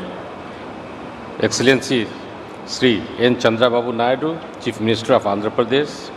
Excellencies, the distinguished guests, ladies and gentlemen. I extend my sincere thanks for Your Excellency, Sri Piyush Goyal ji, Chair of this Summit and Minister of Commerce and Industry of Government of India, for cordial invitation to me to this vibrant summit. It is my pleasure to address this esteemed gathering at the 30th Partnership Summit in this beautiful city, Visakhapatnam, under the visionary leadership of Sri Chandrababu Naidu. I congratulate the Government of India, Government of Andhra Pradesh and Confederation of Indian Industry CII for organizing 30th edition of this summit, bringing diverse group of intellectuals and policymakers with a view of fostering partnership, collaboration and sharing potential growth and opportunities of mutual benefit. Excellencies, ladies and gentlemen, Nepal highly values its strong and enduring relationship with India, a relationship deep-rooted in our shared history, cultural ties, open border, and economic interdependence. India is Nepal's largest trading partner, main transit providing country for trade access with third countries, and one of the largest source of foreign direct investment. We are impressed how India is working towards becoming the third largest economy in the world with high economic growth. These efforts will not only support to achieve the dream of vibrant Viksit Bharat of Indian people, but also to contribute to the economic transformation of this region. Excellencies, ladies and gentlemen, there is a profound shift in the global economy. Geopolitical alignment, supply chain restructuring, digitization, and sustainability imperatives are creating new opportunities and challenges for trade and industry. Technology also offers new modes of service exports, digital trade, e-commerce, and cross-border platforms, which help us to integrate into regional and global value chains. In the view of new geo-economic order, technology alone is not enough. Trust is the bedrock upon which trade and investment flourish. The theme of this summit, technology, trust, and trade navigating the new geo-economic order, resonates deeply with Nepal's need to achieve economic development, as the country has now embarked onto the path of economic development and prosperity. On this occasion, let me allow to highlight a brief overview of Nepal's recent political change and economic development development efforts made by the government to create enabling business and investment-friendly environment. Recent Gen Z movement in Nepal was unprecedented. Nepali youth raised a strong voice for more accountable, responsive, and corruption-free governance. This movement in Nepal has a clear message that our policies, programs, and actions should address the need of and aspirations of the youth. Responding to the call of the Gen Z movement, a new interim government has been formed under the leadership of Right Honorable Prime Minister Mrs. Sushila Karki. The House of Representatives has been dissolved and general election for federal level has been announced for 5th March 2026. At present, our government is committed to promoting accountable, responsive, and corruption-free governance, while keeping its main mandate, the election of the House of Representatives, at the center. Our Constitution has recognized the role of private sector as a key engine of economy. The government is committed to promote enabling business environment. As the Foreign Investment and Technology Transfer Act allows foreign companies or individuals to invest in almost all sectors except a very few listed sectors. Government of Nepal has implemented a fully online company administration management information system called CAMIS for the modernization of company administration and established a one-stop service center for facilitating registration and providing facilities to the investors. Nepal National Single Window has been implemented for facilitating international trade. Our commitment on multilateral, regional and bilateral trade agreements have made Nepal a most liberal and open market for international trade. Rising opportunities of software export, business process outsourcing, e-commerce, fintech, and digital services in Nepal shows comparative advantage in the information and communication technology sector. Our overall indicators of Nepal's economy are positive and progressive. Foreign investors investing in Nepal are getting higher rate of return with guaranteed repatriation of profit and capital of their investment. Nepal is graduating from LDC category status in November 2026.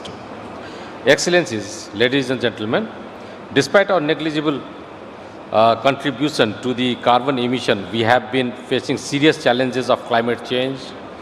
An integrated and collective adoption approach is required from mountains to the sea to avoid climate disaster. We are facing huge trade imbalance in the international trade. To face this perennial challenge, we need continuous cooperation and support from our trade partner countries. Excellencies, ladies and gentlemen, we recognize the importance of foregoing partnerships that are built on trust, transparency, and mutual respect. It is through such collaborations that we can unlock the full potential of our economics and create sustainable opportunities for our people too. Nepal offers a wealth of opportunities in sectors such as tourism, hydropower, agriculture, information technology, and manufacturing, and many more can be explored are yet to be explored. We have immense potential in tourism sector for investment as we have possibility from Mount Everest, the world's highest peak, to Lumbini, the birthplace of Lord Buddha. Let us recognize that our theme is not abstract. The 3 T's, technology, trust and trade, is the trinity that will determine how countries like Nepal carve their place in the new geo-economic order.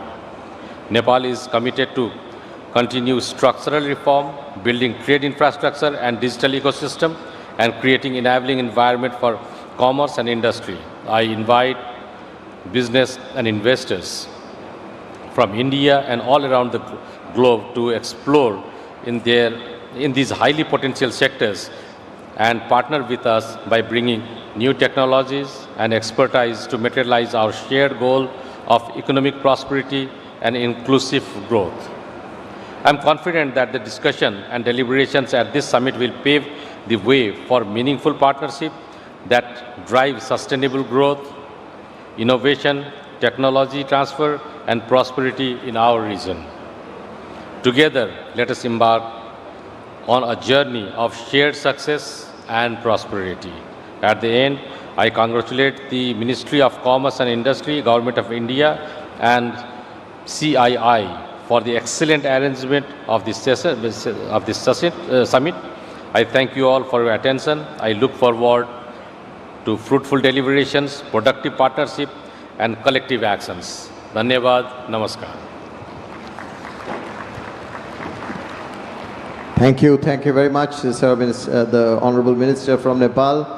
And it's now my turn to invite and request the Honorable Minister from Singapore, the Honorable Coordinating Minister for National Security and Minister for Home Affairs, His Excellency Mr. Shanmugam, to give his address.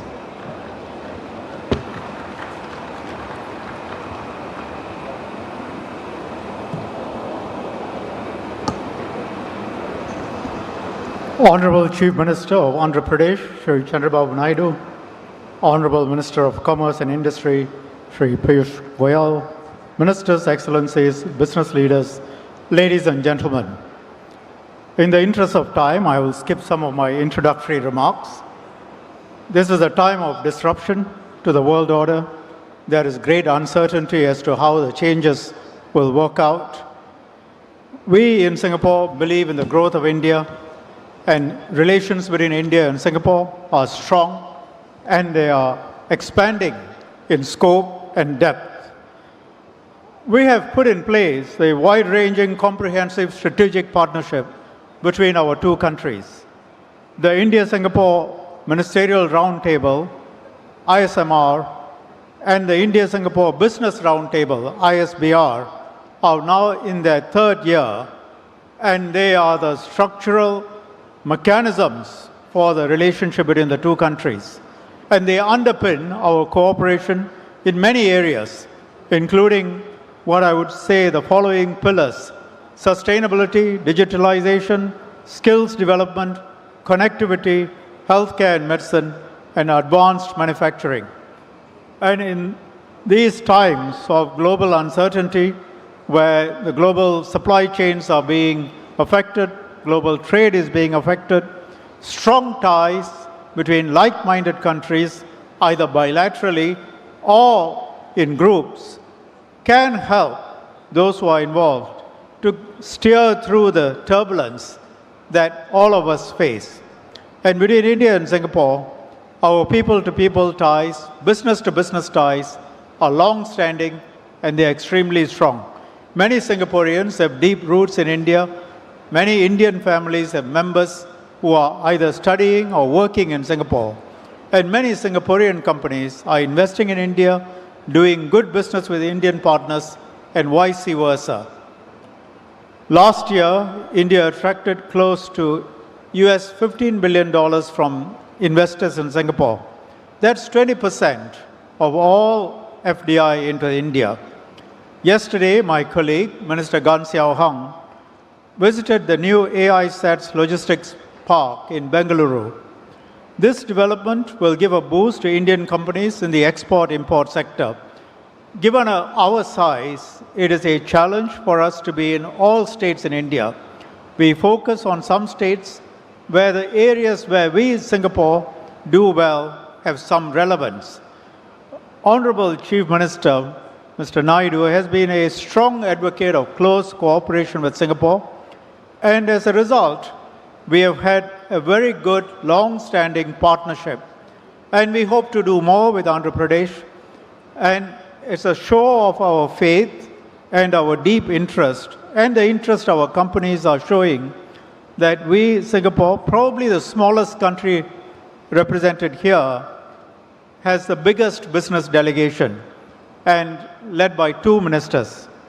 You know, Singapore, we are quite careful in how we spend our money. So this is a statement of intention. Later today, our respective governments will sign a memorandum of understanding to establish a framework of cooperation in sustainable urban governance, digital governance, human resource development, and sustainable economic development. We hope this MOU will support the realization of the vision of Swarna Andhra 2047 for a wealthy, happy, healthy state. In closing, I wish everyone a fruitful partnership summit, and we look forward to deepening cooperation with our partners, working more closely together for the benefit of our peoples. Thank you. Thank you. Thank you very much, Honorable Minister, for that very sharp, short and sweet message. Thank you. And I now request the Honorable Minister from Venezuela, the Minister of People's Power of Ecological Mining Development, His Excellency Hector Hernandez, to please address us.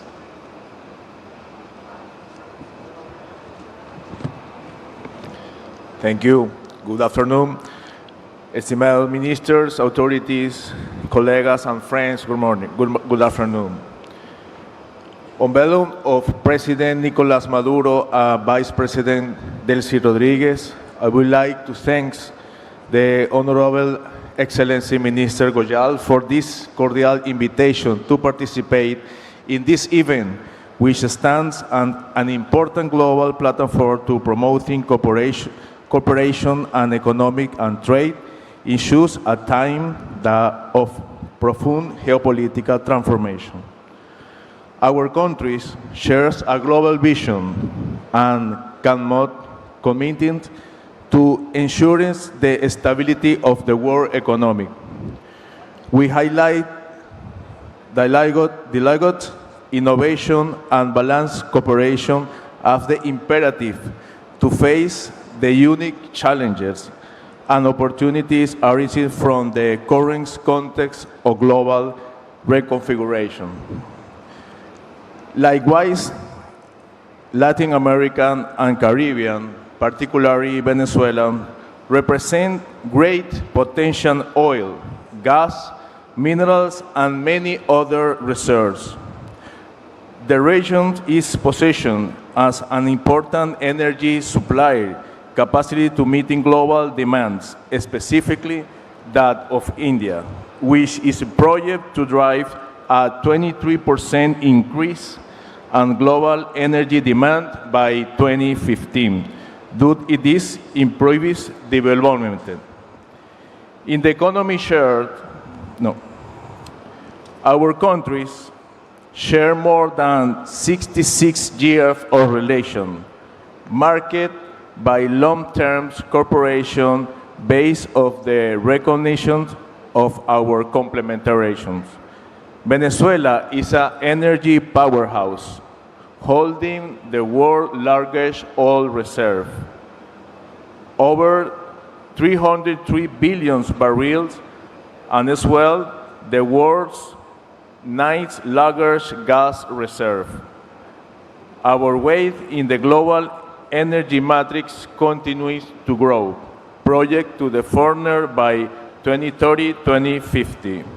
Additionally, Venezuela represents a key player to the global mining industry, ranking among the top countries in metallic and non-metallic minerals, as well as the rare earth deposit essential for the energy transition. We are confident that the cooperation with India will continue to strengthen, taking advantage of opportunity to expand technical and productive capacity, and forest technology enterprise within industrial space and our countries and Latin America, an essential contribution to building to multipolar world. It is also important to highlight to our country holds 2,700 certificate tons of gold and more than 5,000 additional tons pending to certificate. Likewise, we have 314 million tons of nickel, 1.6 billion tons of iron, 340 million tons of bauxite, and 1.1 billion tons of coal. India is emerging as global power by upholding this conviction that is The world is one family. As one family, we must coexist without hegemonics, without empires, and without corporations' dictatorships. These visions align with the collective efforts of BRICS to promote the global development and growth. Brothers and sisters of India, the last partnership summit you address the importance of global cooperation to strengthen alliances and overcome challenges. Under this premise, Venezuela is here today to propose give you priority and Spain of the implementation of the new economy, trade, science, and technology politics adapt to a new international reality.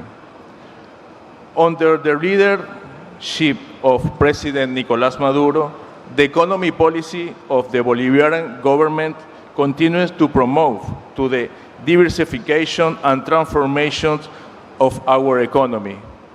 Venezuela is ready to receive investment and has the clear plan to directly to research, technology, and the offer to the externship the national market and expand our position in international markets. From Venezuela, we are reaffirm our commitment to advance a new initiative and industrial and productive projects to grow and development for our country, build our unity, solidarity, and complementary. Thank you so much. Thank you very much. And now I move to the last panelist at this session, Excellency, the Executive Secretary of the United Nations Economic and Social Commission, the UNESCAP, and the Under-Secretary General of the United Nations, Ms. Amalda.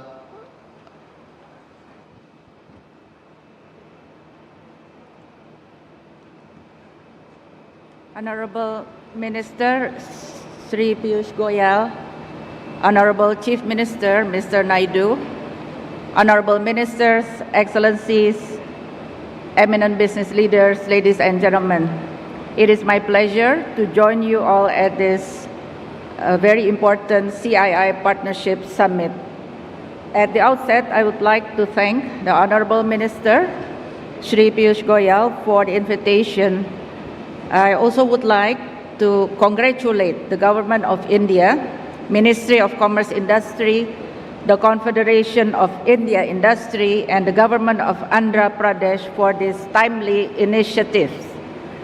We gather at a very challenging time with persistent global headwinds and geopolitical disruptions affecting a country's development progress.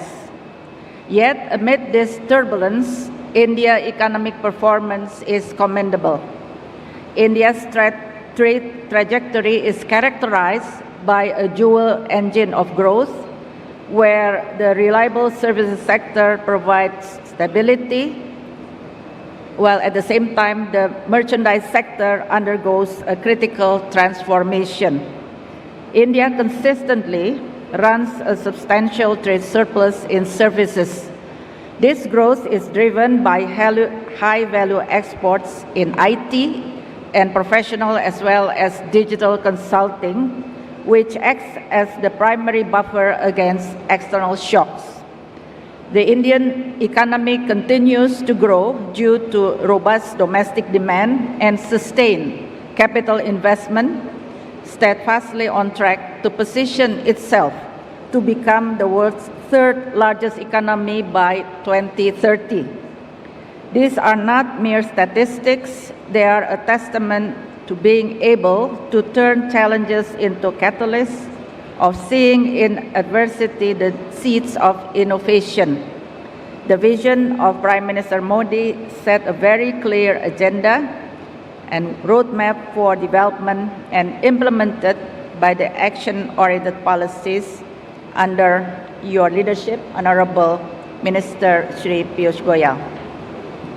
The transformation of India's economy, supported by the alliance between government vision and industry ingenuity, government policy and infrastructure, together with industry's enterprise and execution, have created a fabric of resiliency and adaptability to weather global turbulence.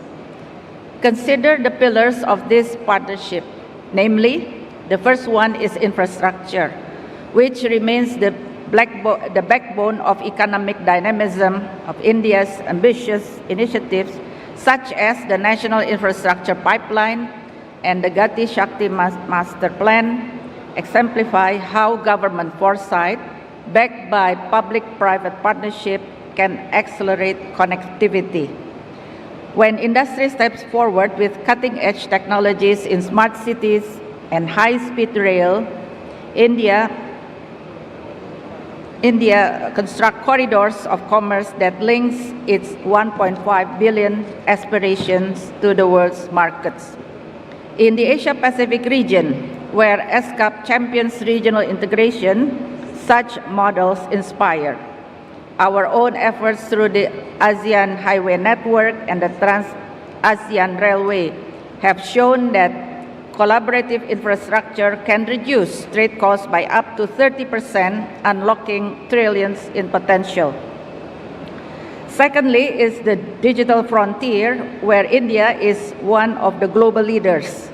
The Digital India campaign, propelled by government-led reforms in data governance and broadband expansion, has democratized access to technology for millions. Yet it is the industry's role through platforms such as the UPI, which processes billions of transactions seamlessly, that has catapulted India into a digital powerhouse. As we navigate the fourth industrial revolution, this partnership must evolve, in which governments must foster enabling regulations while industries invest in skilling the workforce for AI and cybersecurity. We see this as key to our region. Bridging the digital divide could add about $1.5 trillion to the region's GDP by 2030. India's model shows how proactive collaboration can make digital dividends inclusive, ensuring no one is left behind in the race to the cloud. And finally, the green transition is an imperative that tests our collective resolve on climate action.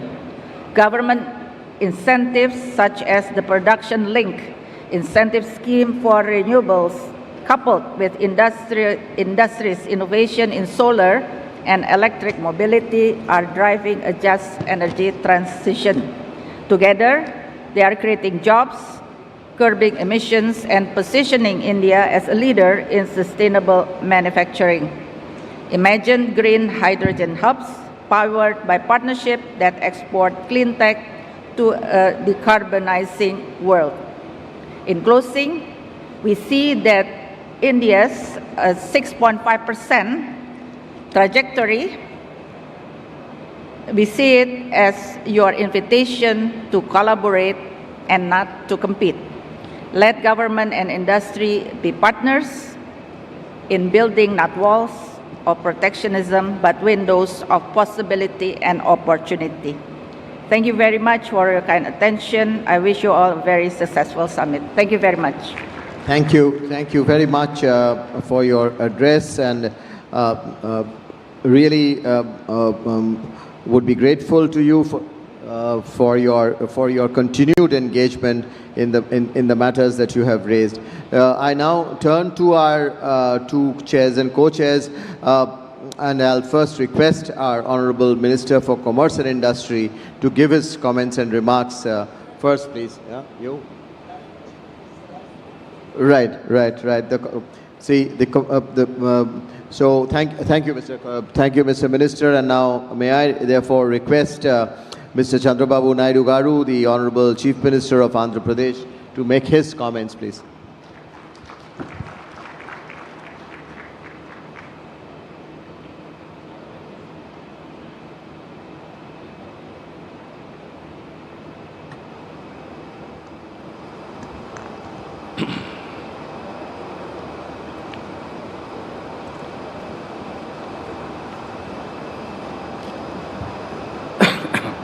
Honorable Minister of Commerce and Industry, Government of India, Chairman, 30th CAI Partnership Summit, Sri Piyush Goyal ji,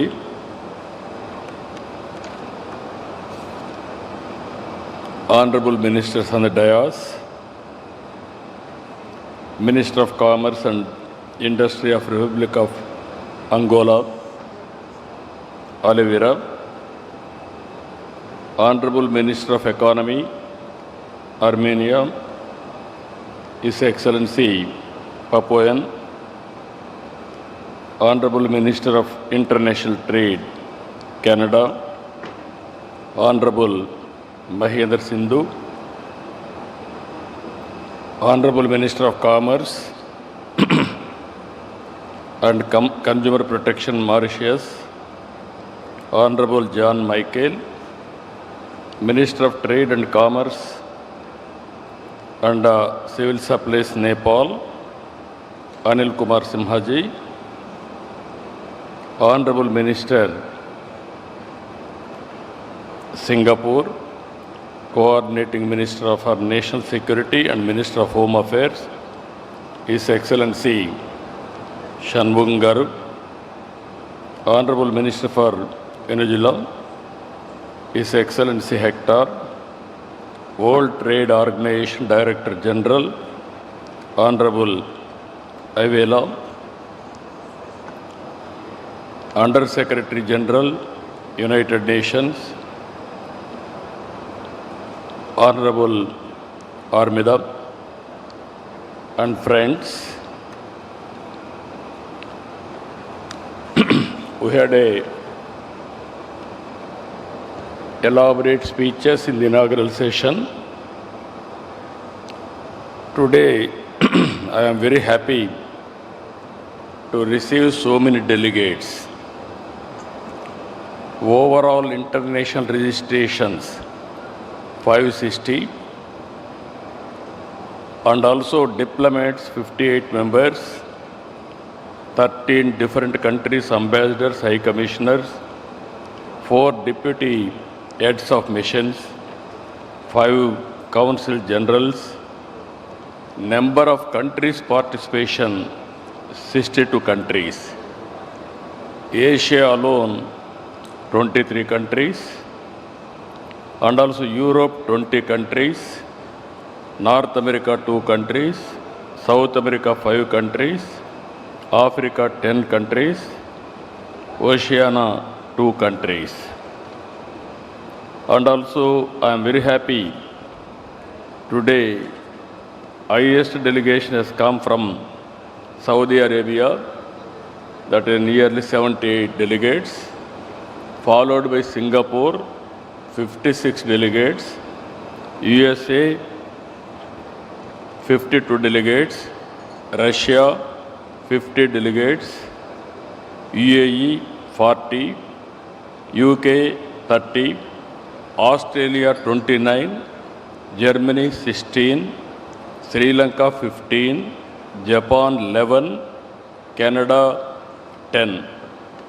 These are all the top countries which are representing more than 10. We are very happy. It is not only investment summit. As a matter of fact, these 2 days, nearly we are having 46 sessions. Even every year I used to go to Davos. In Davos, we can network, we can learn what is happening globally, and also we can have business. It is a win-win situation. Same thing here. Nearly 76 international experts are going to discuss on various subjects. According to me, learning and de-learning is a continuous process. World is moving very fast. Sometimes what you learned yesterday, it is irrelevant today. And also technology breakthroughs have come in a big way.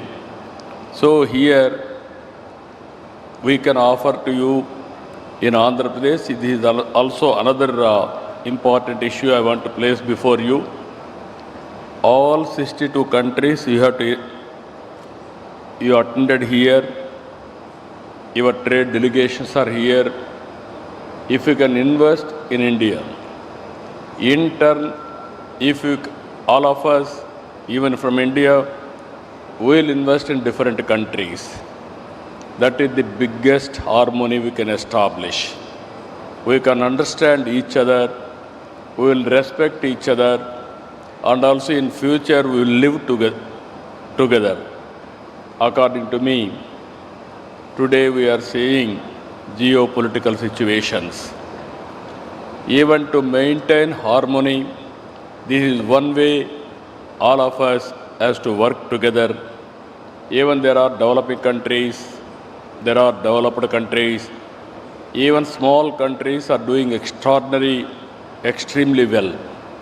Even Singapore, even Dubai, their population is very small, but their best practices and also their achievements, if you can see, yes, recently I was in Dubai. They are planning very soon, within 1 year time, drone taxis. That is how things are happening. Even Singapore, from the beginning, they are helping us so many things. Even Amaravati master plan, they have planned extremely well.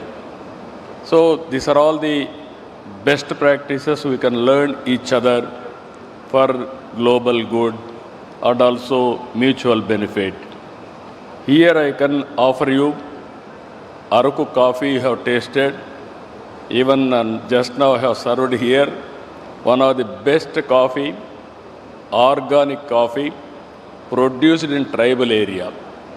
Next time I want to take all of you to tribal area for experience to have coffee in tribal gardens. That is coffee gardens itself, we can have coffee. It is not far away, 1 hour. We can have a break and then go on, or otherwise one evening, we can have a dinner in that area. And also if you can go through, we are very strong in aquaculture, horticulture. There we are going to produce our products with certification and traceability. That is how we are moving. Anybody wanted to learn natural farming, they can come, or otherwise you are doing better than us, we are prepared to learn from you. Green energy, this is a big breakthrough. Environmental sustainability, even microgrids, you can plan it. And also next level, we can go for green hydrogen, ammonia, and so many developments we can work together. And also minerals, it is a new area. Lot of things we have to learn each other for value addition. Even rare earth minerals are available in Andhra Pradesh. Anybody is having new technology or new ideas about it, we are prepared to work with them. This is another area. Ultimately, tourism. It is a big area. Everybody is worried now. AI, because of AI, we may lose jobs. To compensate jobs, only the sector, tourism sector. Even we are having long coastline, even excellent beaches, excellent sea cruises. Gandikota, it is similar or better than Grand Canyon, and also culinary tourism, one of the best food. You are all tasting now. Indian food is the best food. Anybody will come to India or anywhere in the world, we are having different types of food. Every state is different. Every cuisine is different. That is where we can provide one of the best food. And also Buddhist trails, one of the best place, even Buddhist circuits. And also temple circuits, one of the best. You can experience new experiences. What is our tradition? What is our legacy? What is our civilization? All these things we can learn with this. And also homestays we are promoting now in a big way. Anybody wanted to experience, go to tribal area, stay with them and learn their culture, their civilization, everything we can work with them. Even we are promoting experience centers, handicrafts, handloom. These are all the experience centers we are promoting in a big way. Now deep technology, I told you morning, earlier inaugural session. Now we have reached a stage in governance, data-driven governance. All data in data lake, either central government or state government, historical data, present data, everything on data lake. Then we are collecting real-time data, rainfall, temperature, humidity, groundwater, reservoir water, you name anything, around 45 parameters we are collecting real time through satellite, drone, CCTV cameras, sensors, everything. Ultimately, AI is the reality. Now, artificial intelligence, we can use it for everything. We can communicate real time, right solution. That is how things are happening. Now governments are competing with private sector. This is where we are doing in that direction. Recently we handled one cyclone. Prediction, preparedness, execution with team spirit. Everything has gone with seamless coordination. Human loss practically nil. And ultimately we are able to minimize even property loss also. This is where we are promoting data-driven decision making. Ultimately, every family we want to promote one entrepreneur. 25 years back, I promoted one family, one IT professional. Today, I can say proudly, any country, there are Indians, there are Telugu community from my province. They are earning highest per capita income. All these things happened 25 years because of knowledge economy. Now I am promoting one family, one entrepreneur. Every family, they have to use AI. Every family, they are having capacity, they have to produce use case. This is where we are promoting. To reach this, we are having Ratan Tata Innovation Hub. Hub and spoke model. State as a hub, 5 zones, 5 spoke model. Industry and also academic institutions, mentoring, venture capital, and everything we are integrating, different place, even banker. Ultimately, all nearly 50,000 acres of land is available for land bank. I am attaching to this. Any entrepreneur will come, he want to start a company. Immediately we will train him, we will give everything, plug and play also. That is where in future, to start a company in knowledge economy, distance is not the constraint. I can start a company by sitting in a remote area, anywhere in the world. It is only leadership we need, how to replicate, how to scale it up. You had said prophecy. It has touched one. I am very happy. Morning I told you one example, stable government.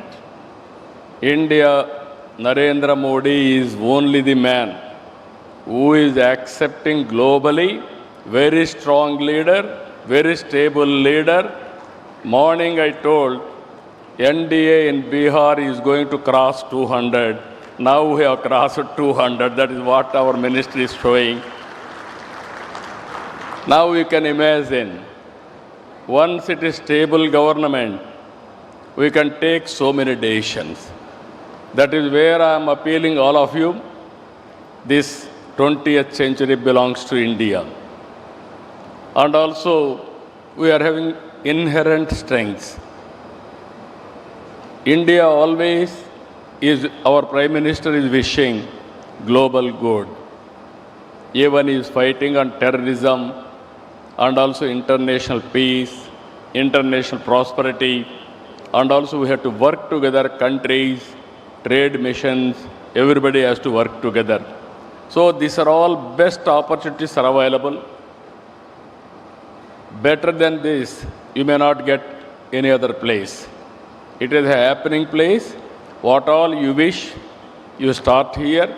From then onwards, we will work together for win-win situation. Anyway, 2 days, we are all here. Ultimately, again, I am requesting you, you watch today and tomorrow. One takeaway you have to take for your success in future. Or otherwise, one good best practice you have to live here for our prosperity or for our future. This is what I want to request all of you. Learning and de-learning is a continuous process. I have to learn so many things from all of you. With this, so many delegates are here. We are nearer now.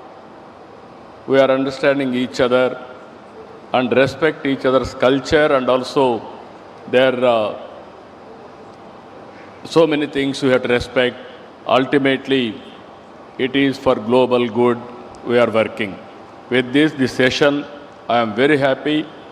Today and tomorrow also we will be here. We will interact further and further, and also we will learn each other. Thank you one and all. Thank you, Honorable Chief Minister. The policymakers, the ministers, they've all mentioned about their vision, their thoughts of global trade. Industry and businesses have to take it forward. And with that, I'll ask Rajiv Bemani, a quick concluding wrap-up by you as you thank our honorable ministers and policymakers as to how do you see this being taken forward by the businesses of India and the world? Yeah, thank you very much. I know it's been a long morning, so I will be very rapid. Let me first thank everyone on the dais for very short, crisp, pointed remarks. Everyone laid out the USP, the proposition, and what came of their respective countries. And what came out clearly was that the recent global events have triggered a spate of deregulation. They have triggered a spate of ambition, and they have triggered a space of each country trying to build a new set of relationships, reinforcing old relationships. And I think that's the journey that India has been. And I must congratulate our Honorable Commerce and Industry Minister. We talked a lot about deregulation, but what he has done in terms of trade diversification, building new relationships, strengthening the existing relationships, reducing trade barriers, reducing other trade issues to facilitate and lubricate greater trade and investment. And on behalf of Indian industry, I would like to say the Indian industry today is at a very sweet spot, both given the opportunities in India, the dynamism of the financial markets, the strength of balance sheets, both of the financial institutions and industries, and also very keen to invest not only in India but invest globally. And the big themes that I thought that came out from all of you, apart from trade diversification strengthening, was around AI, new technology, around energy, particularly energy transition, metals and mining, around social infrastructure and advanced manufacturing. And they align very well where India wants to go, where Indian industry wants to go. So I'm very hopeful that this summit will give us a greater impetus to build stronger relationships and further trade and investments. Thank you very much, and thanks a lot once again for a wonderful session. Thank you.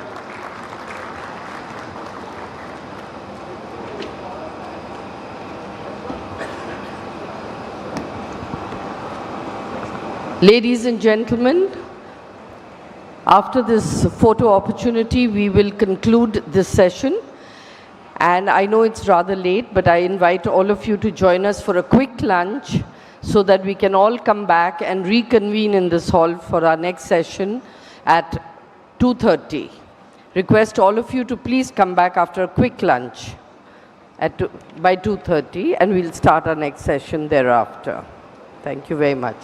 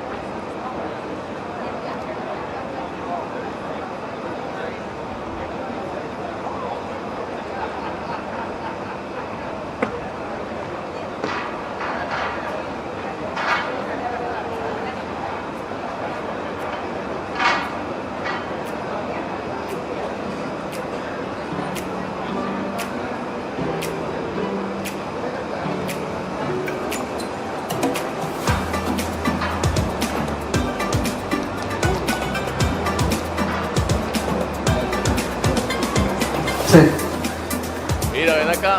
Johan. No, yo creo que sí.